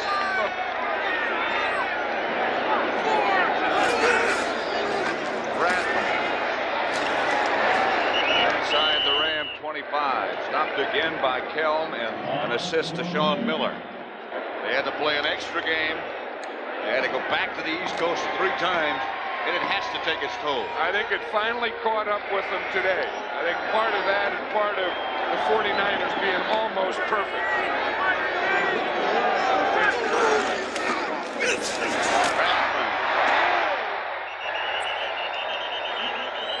Stopped by Stewart and Washington, and Rathman is a load.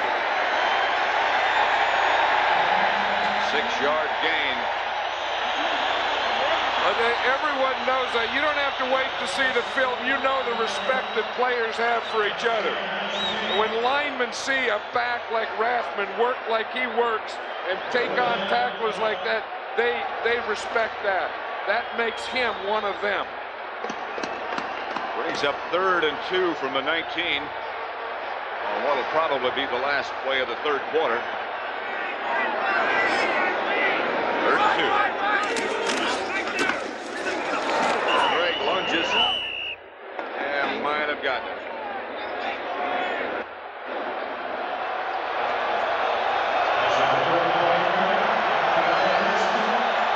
That is the end of the 3rd quarter with the score.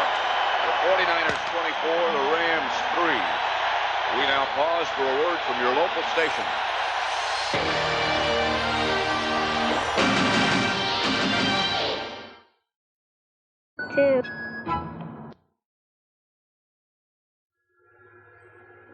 The Goodyear blimp Columbia from Carson, California, piloted today by John Creighton.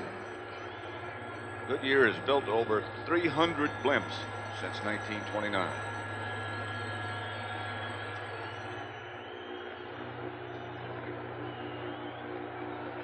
Looking down at Candlestick Park. Sold out, as you would expect. Kofor to try a field goal from 35 yards out.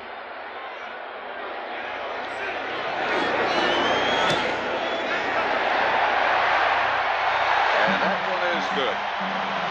The 49ers move out to a 27-3 lead. Just beginning the 4th quarter.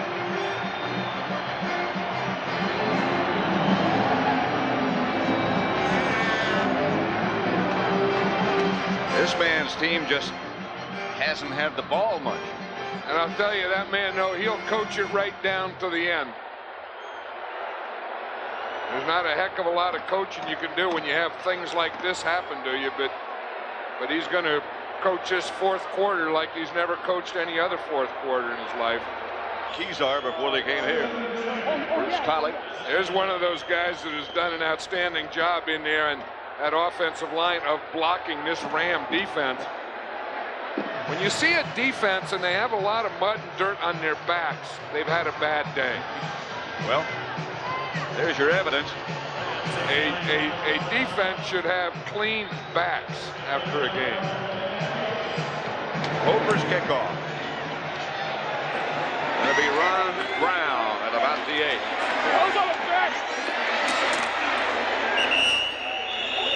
Out to the 36 where the Rams will take over after that 27-yard return. Stopped by Hendrickson. Yeah, one of the things that Eddie DeBartolo did so well was when this team needed players, he brought in a Matt Millen, who was a guy who has been there, who had been to a couple Super Bowl with the Raiders. He brought in a Jim Burt, high-salary guys who have been to Super Bowl, but they were able to play and bring an intensity and not have a level drop on the defense. Everett, Miller. Outside the 40 to about the 43, stopped by Darrell Pollard, 6-yard gain.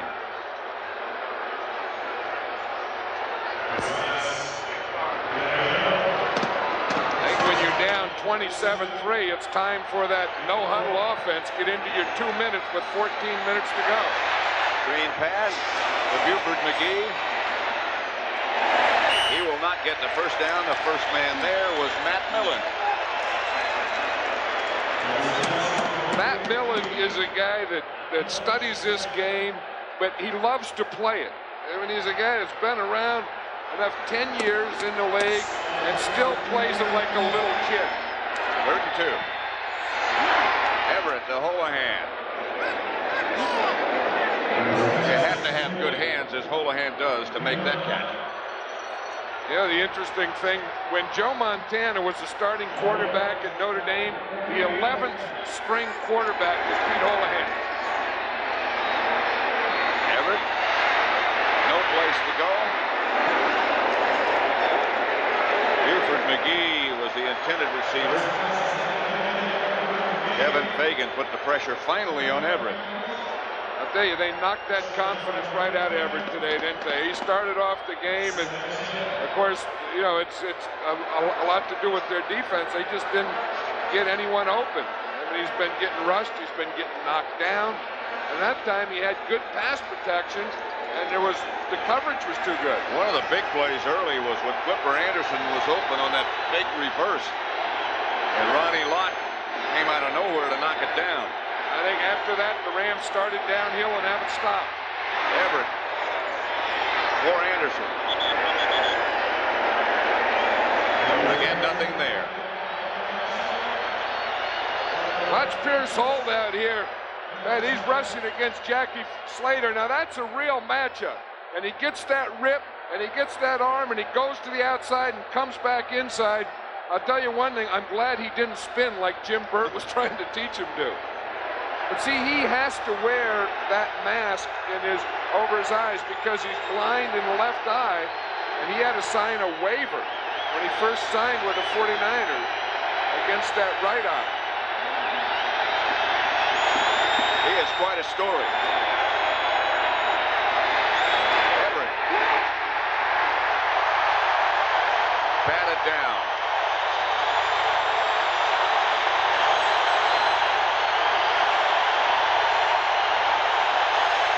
Daniel Stubbs got the hand on it.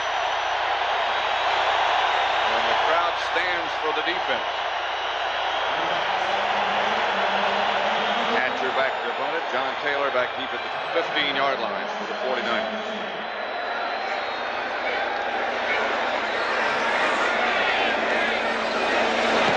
Almost blocked.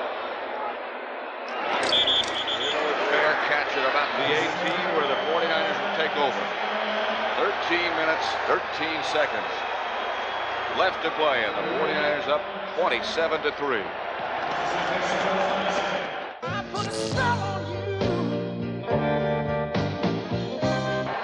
The NFC Championship game at Candlestick Park. Look at Alfred Jackson, Pat, number 31. He's the cover guy. And when you're getting beaten, you get beat on every level and every way. Even your photographers. Double team you.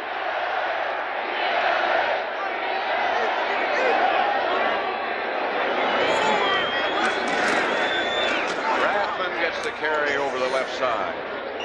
Doesn't get much. Perhaps a yard. Sean Miller made the stop.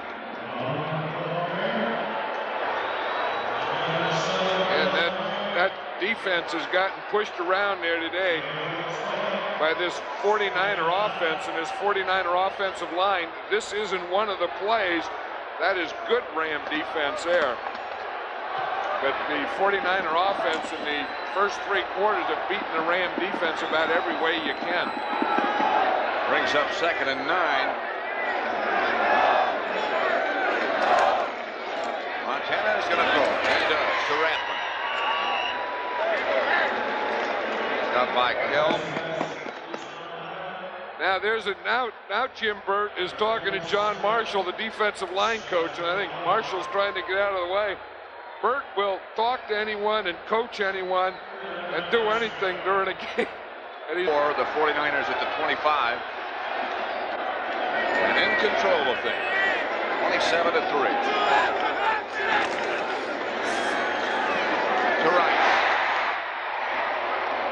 Dragged down by James Washington. 4 or 5. Excuse me. I was just saying, Jerry Rice lost 15 pounds this year, and I thought that was impossible. I looked at him last year and didn't think there was any place that he could lose 15 pounds. He was already skinny. Yeah, and he feels that loss of 15 pounds hasn't really made him faster, but it's made him quicker, being able to avoid defenders better. Maybe made him a better runner after he catches it. First down, 49.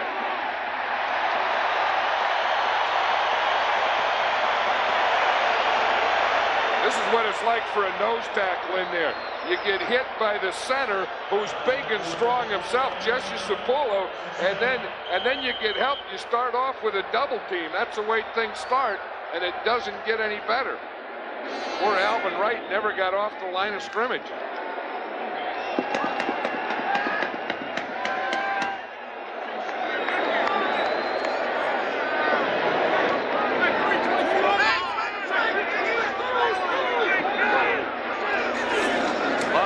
Going on.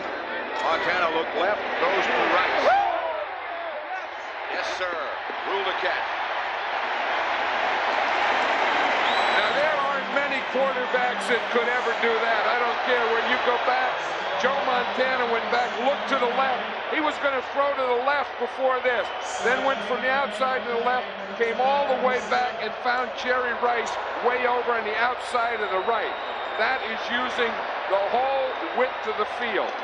Rice did a heck of a job to get his feet down in bounds. Another first down for the 49ers. Rice has caught 6 passes now. Craig hammers into Ram territory. He's knocked down by Kelm. Picked up 5. Hey, Roger Craig is a real warrior. Just watch this, the way he gets the ball. Now he sees his 2 pulling linemen and his fullback Rathman. That's like having 3 guards out in front. Now you read those 3, get in behind them, and now get right there and make your split between them and finish off your run. No one at reading, cutting, and finishing off better than Roger Craig. 2nd and 5.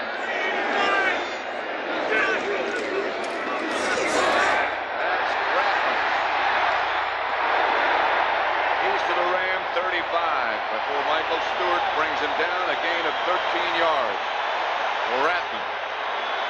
He and Craig both have had good days. Watch Matt Millen. This is a defensive guy. Defensive guys love it when offensive guys control the ball by running it, especially when it's a guy like Tom Rathman who looks like one of them. And Robinson's still coaching. I told you he would. He's still coaching. He's telling the guys to use your hands and get rid of those blockers.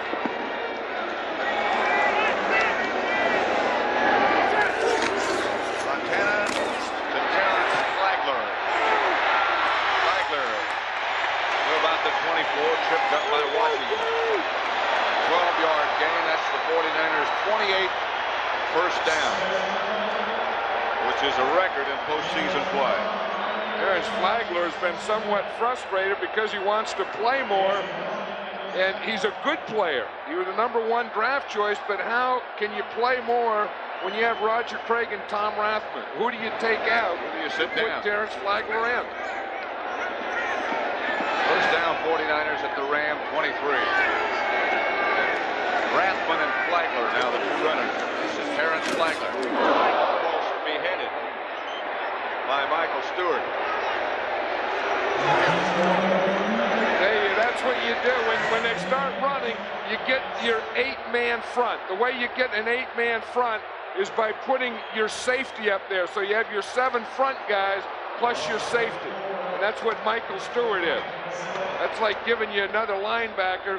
And when you can't stop the run, you bring your safety up there. Now you got 8. Now they can't run anymore. Second down and about 14. 49ers at the Ram 27. Already lead 27-3. Now there are just 8 minutes left to play.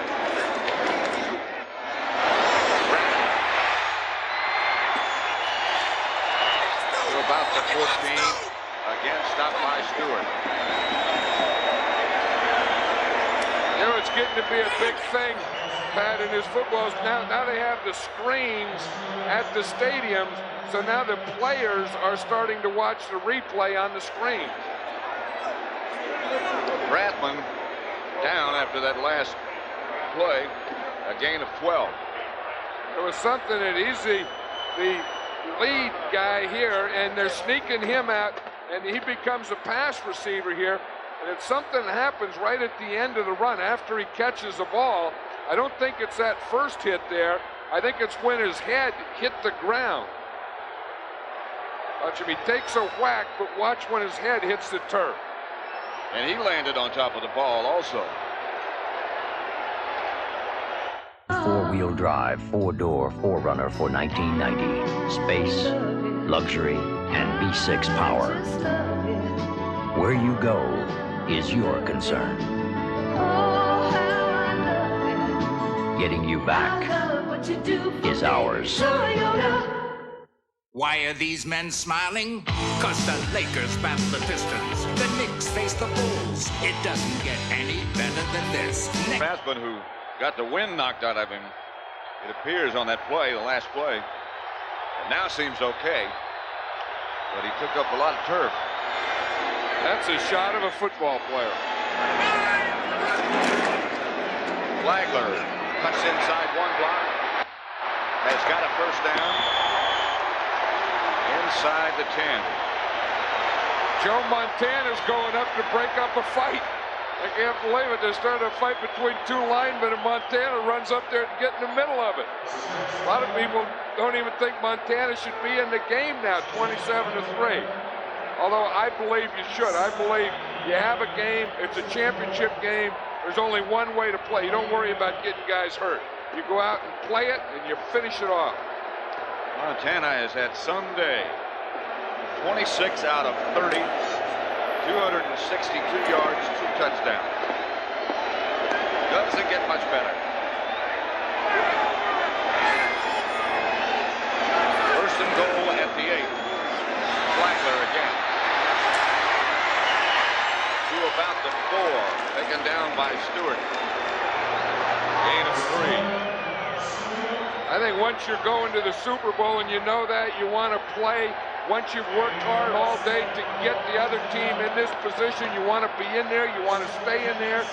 You got 2 weeks between now and the Super Bowl, and football to great players is always fun. But when you get in this situation, I'll guarantee it's the most fun. It's the NFC Championship game with the 49ers, the Super Bowl champions, trying to repeat.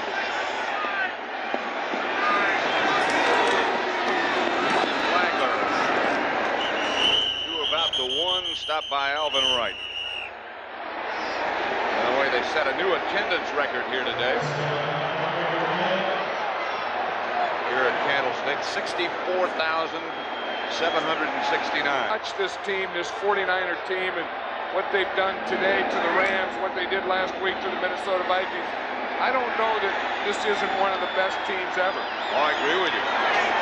They've got so many weapons. Flagler. Take it down behind the line by Brett Fairnese. The field goal unit.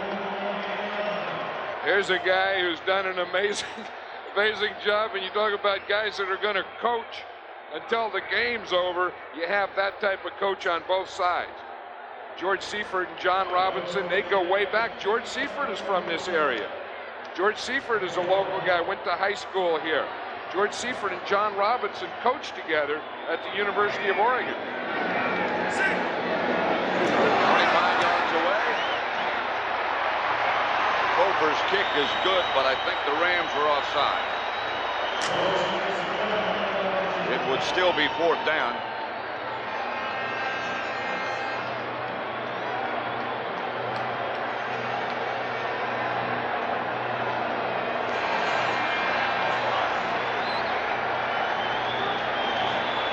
You say it's against the Rams. Go.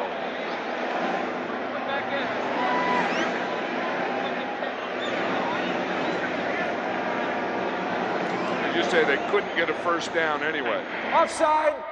Defense. Left side of the line. Penalty is declined. Field goal is good. Timeout. 49ers lead it now 30-3. Into their personal aerial ballet. Like no players before or perhaps ever again, Rice and Montana teamed to turn the tide of one of the closest Super Bowls ever played. When time ticked off the clock, the record book showed that Joe and Jerry had combined for 11 completions, 215 yards in victory. Together, they made each other the best they could be. Enemy in the open. Moving up on your right, Bravo 2. NFC Championship looks like it's going to belong again to the San Francisco 49ers. Right there, there's Eddie DeBartolo.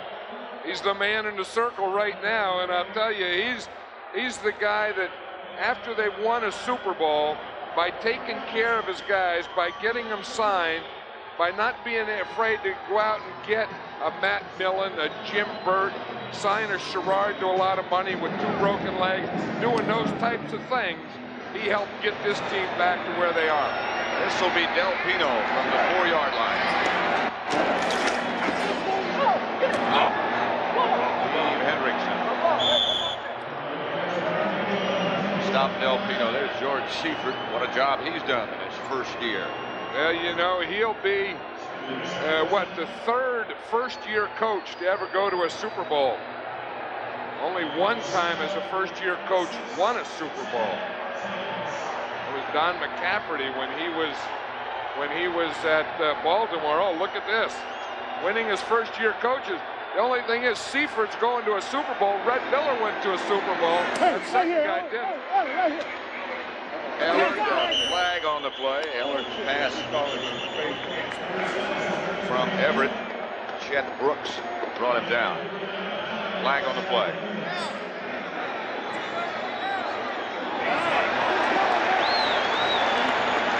Number 84, offense. First down. When they beat the Dallas Cowboys. And then Red Miller went, of course, that was when Denver, as a coach of Denver, and they lost to Dallas. There's some happy guys. I mean, you see that Roger Craig down there in Rathbun? They look like 2 guys who have really been through a good old-fashioned football game. You know, not one of these things they play in domes or in sushi bars, but I mean a real old-fashioned hitting and stuff game. 1st and 20. Everett. Buford McGee was the intended receiver. Heat was put on by Larry Roberts. We were talking to Jackie Slater last night about Larry Roberts, and he said he's put on like 20 or 25 pounds of all muscle. He said that's all muscle, and he's gotten to be a lot stronger guy and a better power rusher. I don't know that that's all muscle. I don't know if I buy that entirely. Holohan, after a gain of 4, paid the price, hit by McKyer.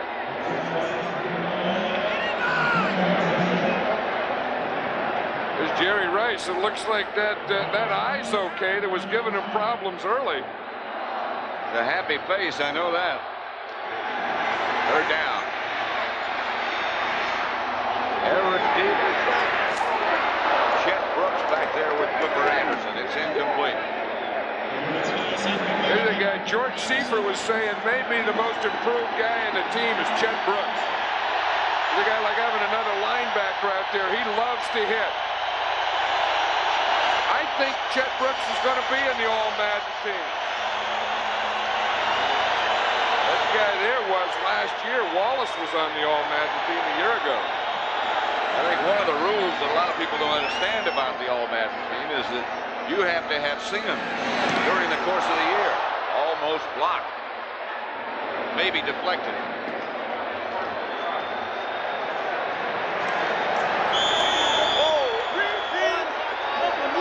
Look at Chet Brooks. He's there. He's talking about Jeff Fuller. He wears Jeff Fuller's name on his thing. Jeff Fuller was the guy that he replaced.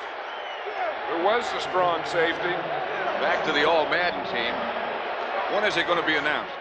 Well, the coordinating producer of the NFL on CBS is Charles H. Milton III.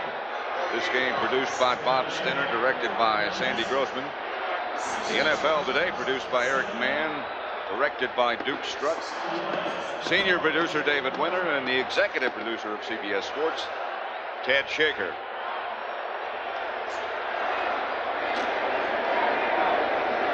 Second down for the 49ers. 3.5 minutes left to play. They lead 30-3.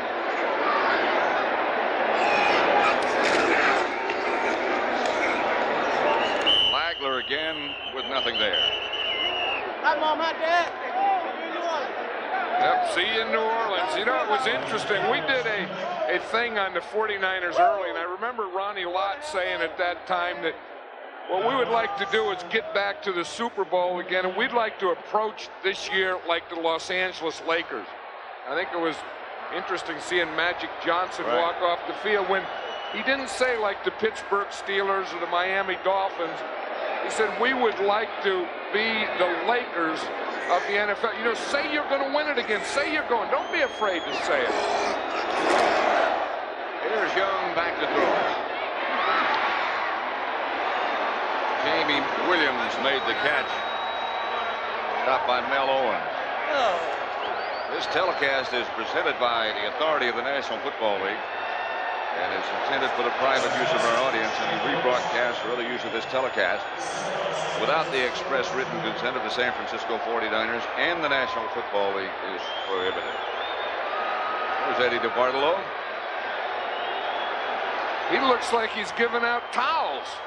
I mean, the more things you can do as an owner, the better you are. The longer you're going to stay around. You don't have to hire guys. Eddie's there handing out towels for the guys when they come in. That's good. A 2-minute warning. In the NFC Championship game at Candlestick with the 49ers ahead 30-3. And you'll be cruising to New Orleans. Yep, I'm starting out Tuesday. Pew! Just like that. The Broncos, they'll be going, and then the 49ers will be going. Everything's right. It's a Super Bowl. It's in New Orleans. It's January 28th. The only thing is it's a full day of football, and it's going to start at 3 p.m. I'll tell you, that is something we look forward to all year. And it's all going to be on CBS. Everyone goes, they want to get to the Super Bowl, be in the Super Bowl, win the Super Bowl, and this is it in 2 weeks. Leroy Irvin will let the ball bounce in front of him. And the Rams have one more chance, perhaps. With 1 minute and 51 seconds remaining, they'll take over there. I think the Rams just finally ran out of gas. They did, and they were valiant. I mean, they did it the tough way. They went back and beat New England, and they went back and they beat the Philadelphia Eagles in Philadelphia, and they beat the Giants in New York in an overtime game. And then at some point, you just don't have that much gas in your tank. But the other thing is, they ran into a team with red jerseys that could be one of the all-time great teams.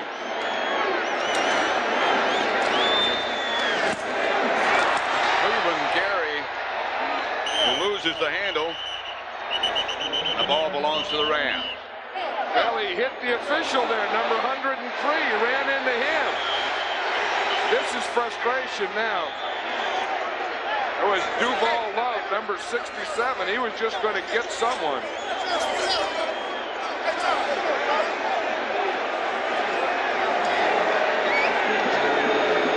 See, Cleveland Gary, though, ran into the umpire. Watch the umpire back there in the black hat right there. He's trying to get out of the way. It looked like the umpire knocked the ball out of Gary's hands. Henry Ellard made the recovery. Uh-oh. Oh, Seifert's getting the old bucket trick. Bubba Pierce. Yet? No, he doesn't know it. He won't. He's a first-time coach. Oh, I got him.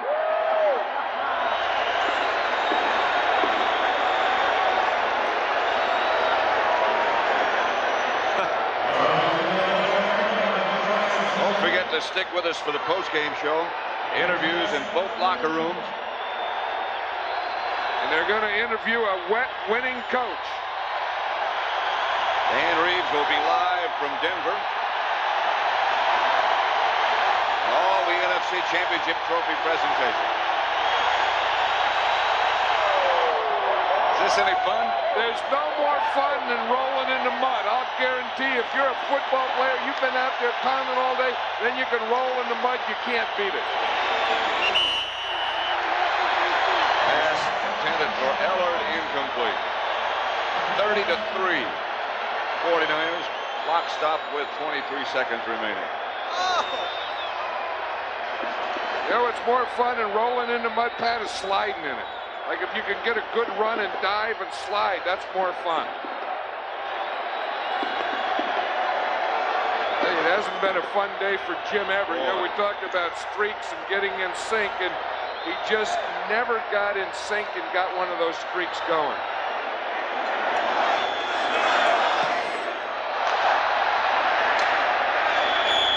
Hatcher's punt sails out of bounds. The 49ers have 18 seconds. The 49ers have not defeated in the 1980s in the Denver Broncos. That's the least of the 49ers' worries right now. Bert saying, I'm going back to a Super Bowl. And the Super Bowl he went to was, of course, as a member of the Giants. They beat Denver. Chet Brooks said, George Seifert, he's not watching the end of this game. He's going and starting the celebration. Steve Young will just kneel.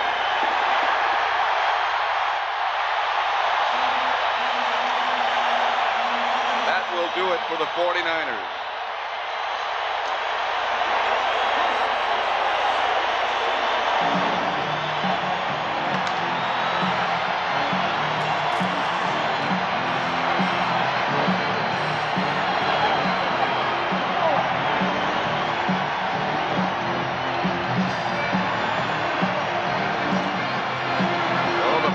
Score is the San Francisco 49ers 30, the Rams 3.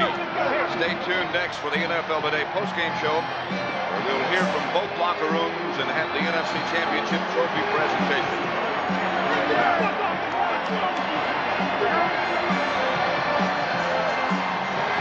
You've been watching CBS Sports coverage of the National Football League. NFL Today post-game show is sponsored by Miller Lite. America's favorite light beer brings you the Miller Lite All-Star Super Bowl game. Another classic performance by the San Francisco 49ers, and they head back to the Super Bowl. Welcome, everybody. I'm Brent Musburger. We should pass along some basic information. First of all, the Super Bowl in 2 weeks down in New Orleans.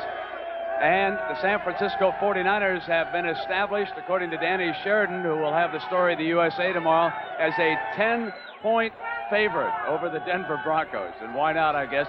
Let's bring in Mike Ditka and Dick Butkus now. And Mike, I'll tell you, this was an old-fashioned beating that the 49ers handed out here today. You know, we said earlier, Brent, that they were the best team in football, and I think they truly proved that today.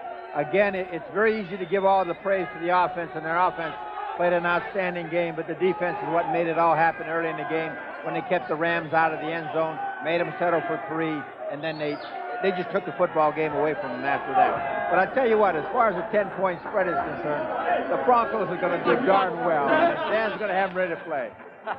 Nick, were you surprised at how the Rams sort of came up flat here this afternoon? Well, you know, we talked earlier about stopping the running game and not allow Montana to maintain possession because he's so skilled at finding people open. And that's what they just kept on running to their left, Rams' right side. And I think Mike was mentioning earlier that the outside receiver would come down and seal off, and they wanted Irwin to make the tackles, and he wasn't doing it. Well, you know, Mike, you said early that the guy who was going to set the tone was Ronnie Lott, and he had another sensational big game for him. Well, I think he's the best safety I've ever seen, Brent. I said that, and I like the way he plays. He seems to get everybody up to play football, and that's what this game's all about. If you can't play this game with emotion, don't show up. All right. We're going to be right back, and more of our post-game show. We're going to go inside the winner's locker room, and we'll continue live in just a moment.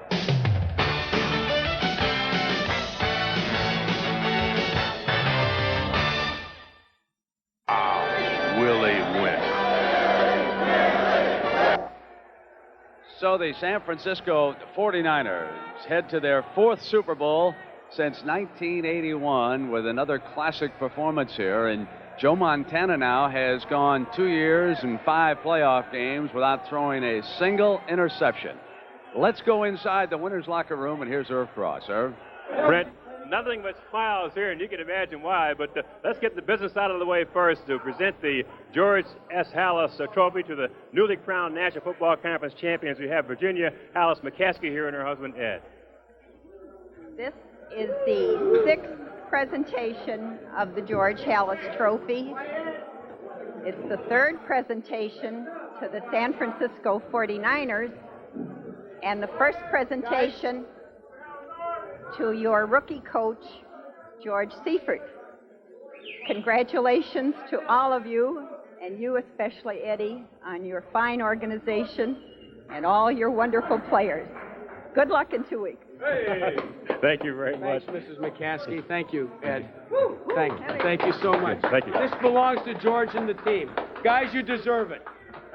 Eddie, everybody, of course, talks about back-to-back Super Bowls. You know, the Pittsburgh Steelers did it in '79 and '80. Your hopes, I guess, are to do it again. Our hopes are just to play the type of game we can play, Irv, and these guys are capable of a lot of good things. I'm just really proud of the team. I know you're highly superstitious. Did you have any kind of good luck charms hanging around you today? George. he was the best luck charm I could have. And the team. Thank you, Irv. Coach, to step in here, and congratulations to you. Thank you very much. Rookie head coach, winning your first conference championship, on your way to the Super Bowl. Well, you got it all excited. going. Well, we do. We've got an excellent football team. They played their hearts out against a very, very fine Ram team, and we're just prouder than heck of our players, and we're looking forward to the next ball game. Well, Coach, you know, you're the first head coach of the San Francisco 49ers who's a San Francisco native. Does winning here mean a little bit more to you, perhaps, than some other coaches? I don't know if it means any more, but it certainly is sweet. There's no question about it. I'm sure it means a great deal to these players and to the rest of the coaches in our organization. I'm just proud to be part of it. Well, again, the big question, back-to-back repeats in the Super Bowl. You had a lot of changes on the staff here. You're the new head coach. Bill Wall stepped down. The burden's on your shoulders now. Well, the burden's on all of us, and we accept that, and we look forward to it. All right, coaches, hang in here with us. In just a few minutes, we're going to have Brent Musburger come back to us after we get a hold of somebody in Denver who wants to talk to you. Brent? All right, Irv, thank you very much. And let us bring in live the head coach of the Denver Broncos, Dan Reeves. Dan, congratulations on your victory today. You had to get yourself a little shooting match, didn't you, in that game? Well, we did, Dick, and it was not something that was expected by me. I thought it was going to be a very tough defensive ball game, and, you know, it ended up being a big scoring match. But when John Elway makes the type of plays that he made today, anything's possible. I just thought it was a great team effort on our part because there was a lot of turning points. Momentum switched several times in the game. We're just glad to have the opportunity to go back and represent the American Football Conference. Dan, I don't think too many football men really envy you in a couple of weeks. If George Seifert has a headset on inside that locker room, here's your chance, Dan. You're a 10-point underdog. Anything you want to ask Coach Seifert after that marvelous victory by the 49ers? Well, first of all, I'd just like to congratulate George. What he's done this year is really amazing. He had a great football team, but to repeat is something that hasn't been easy to do in the National Football League through the years. And my congratulations to George. They've done a super job, and it's not very often that the two best teams during the regular season end up in the Super Bowl, and we had the best record, and they had the best record in the NFC, and so it's come down to a matchup, and we will show up. George, your thoughts about the Denver Broncos and Coach Reeves? Well, again, just as Dan said, we'd like to congratulate Denver. I mean, they've been a great football team. We've had a heck of a rivalry with Denver over the years, despite the fact that we're not in the same league with them. And with John Elway and their fine offense and the defense, the way they're playing right now, I'm sure that we'll have our hands full in the ball game. Should be a great football game with the style of both of our teams. And we'd like to congratulate Denver because we know they had to beat a tough team, just as we had to beat a tough team today to get to this point. Danny, let me ask you a question about the burden of the Broncos never having won a Super Bowl. How much pressure will the team feel now in getting ready for this one against San Francisco? Well, certainly there's been a lot made out of the fact that we've lost 3 Super Bowls in Denver, and I haven't seen any of those fans that people keep talking about that don't want to go back and be embarrassed in the Super Bowl. I can promise you this, Dick, we will have, I think, a very good football team coming to play the 49ers.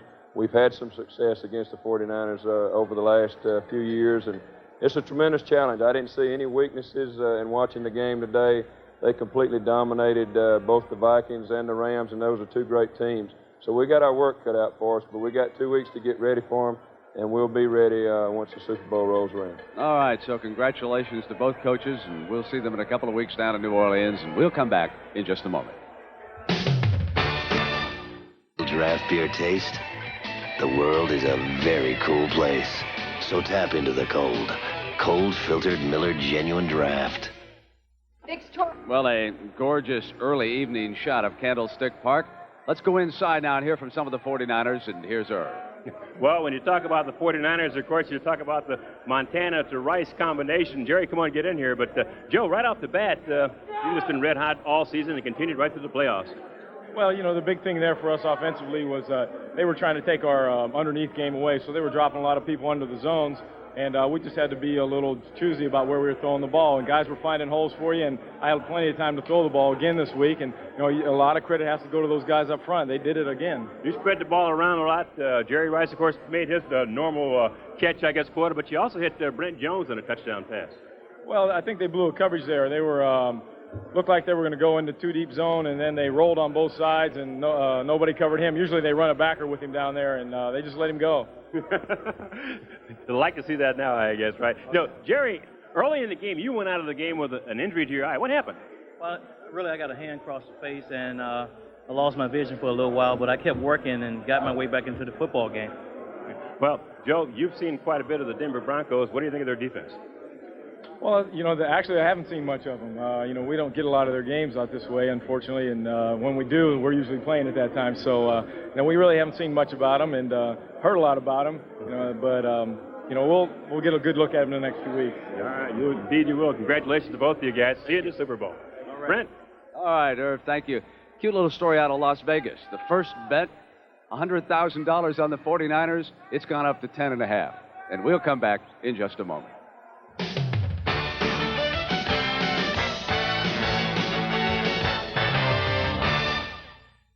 Last time they played, we did them here in preseason, yeah. And the thing I remember about that game, the Broncos came here and they went in and got dressed, and someone stole John Elway's knee brace. So Dan Reeves says there's no way he's going to play without his knee brace. What about the 2 quarterbacks, Elway and Montana? How do they compare, you think? Well, I think that Joe Montana, I don't think anyone compares to him the way he's playing now. I mean, you would like to say that, there's a lot of guys on that same level. I don't believe that. But John Elway, again, is one of those one-man gangs. I mean, he has an arm that he ought to have a permit to carry that thing around. And when you have that type of gun going, and he is a guy that can win. And I'm sure that the 49ers have 2 weeks, and the thing they're going to worry about is John Elway. Well, it should be very interesting. Thank you, John. Let's go back to Brent. All right, Pat, thank you very much. And so in 2 weeks, we'll find out. A reminder, our coverage on Super Bowl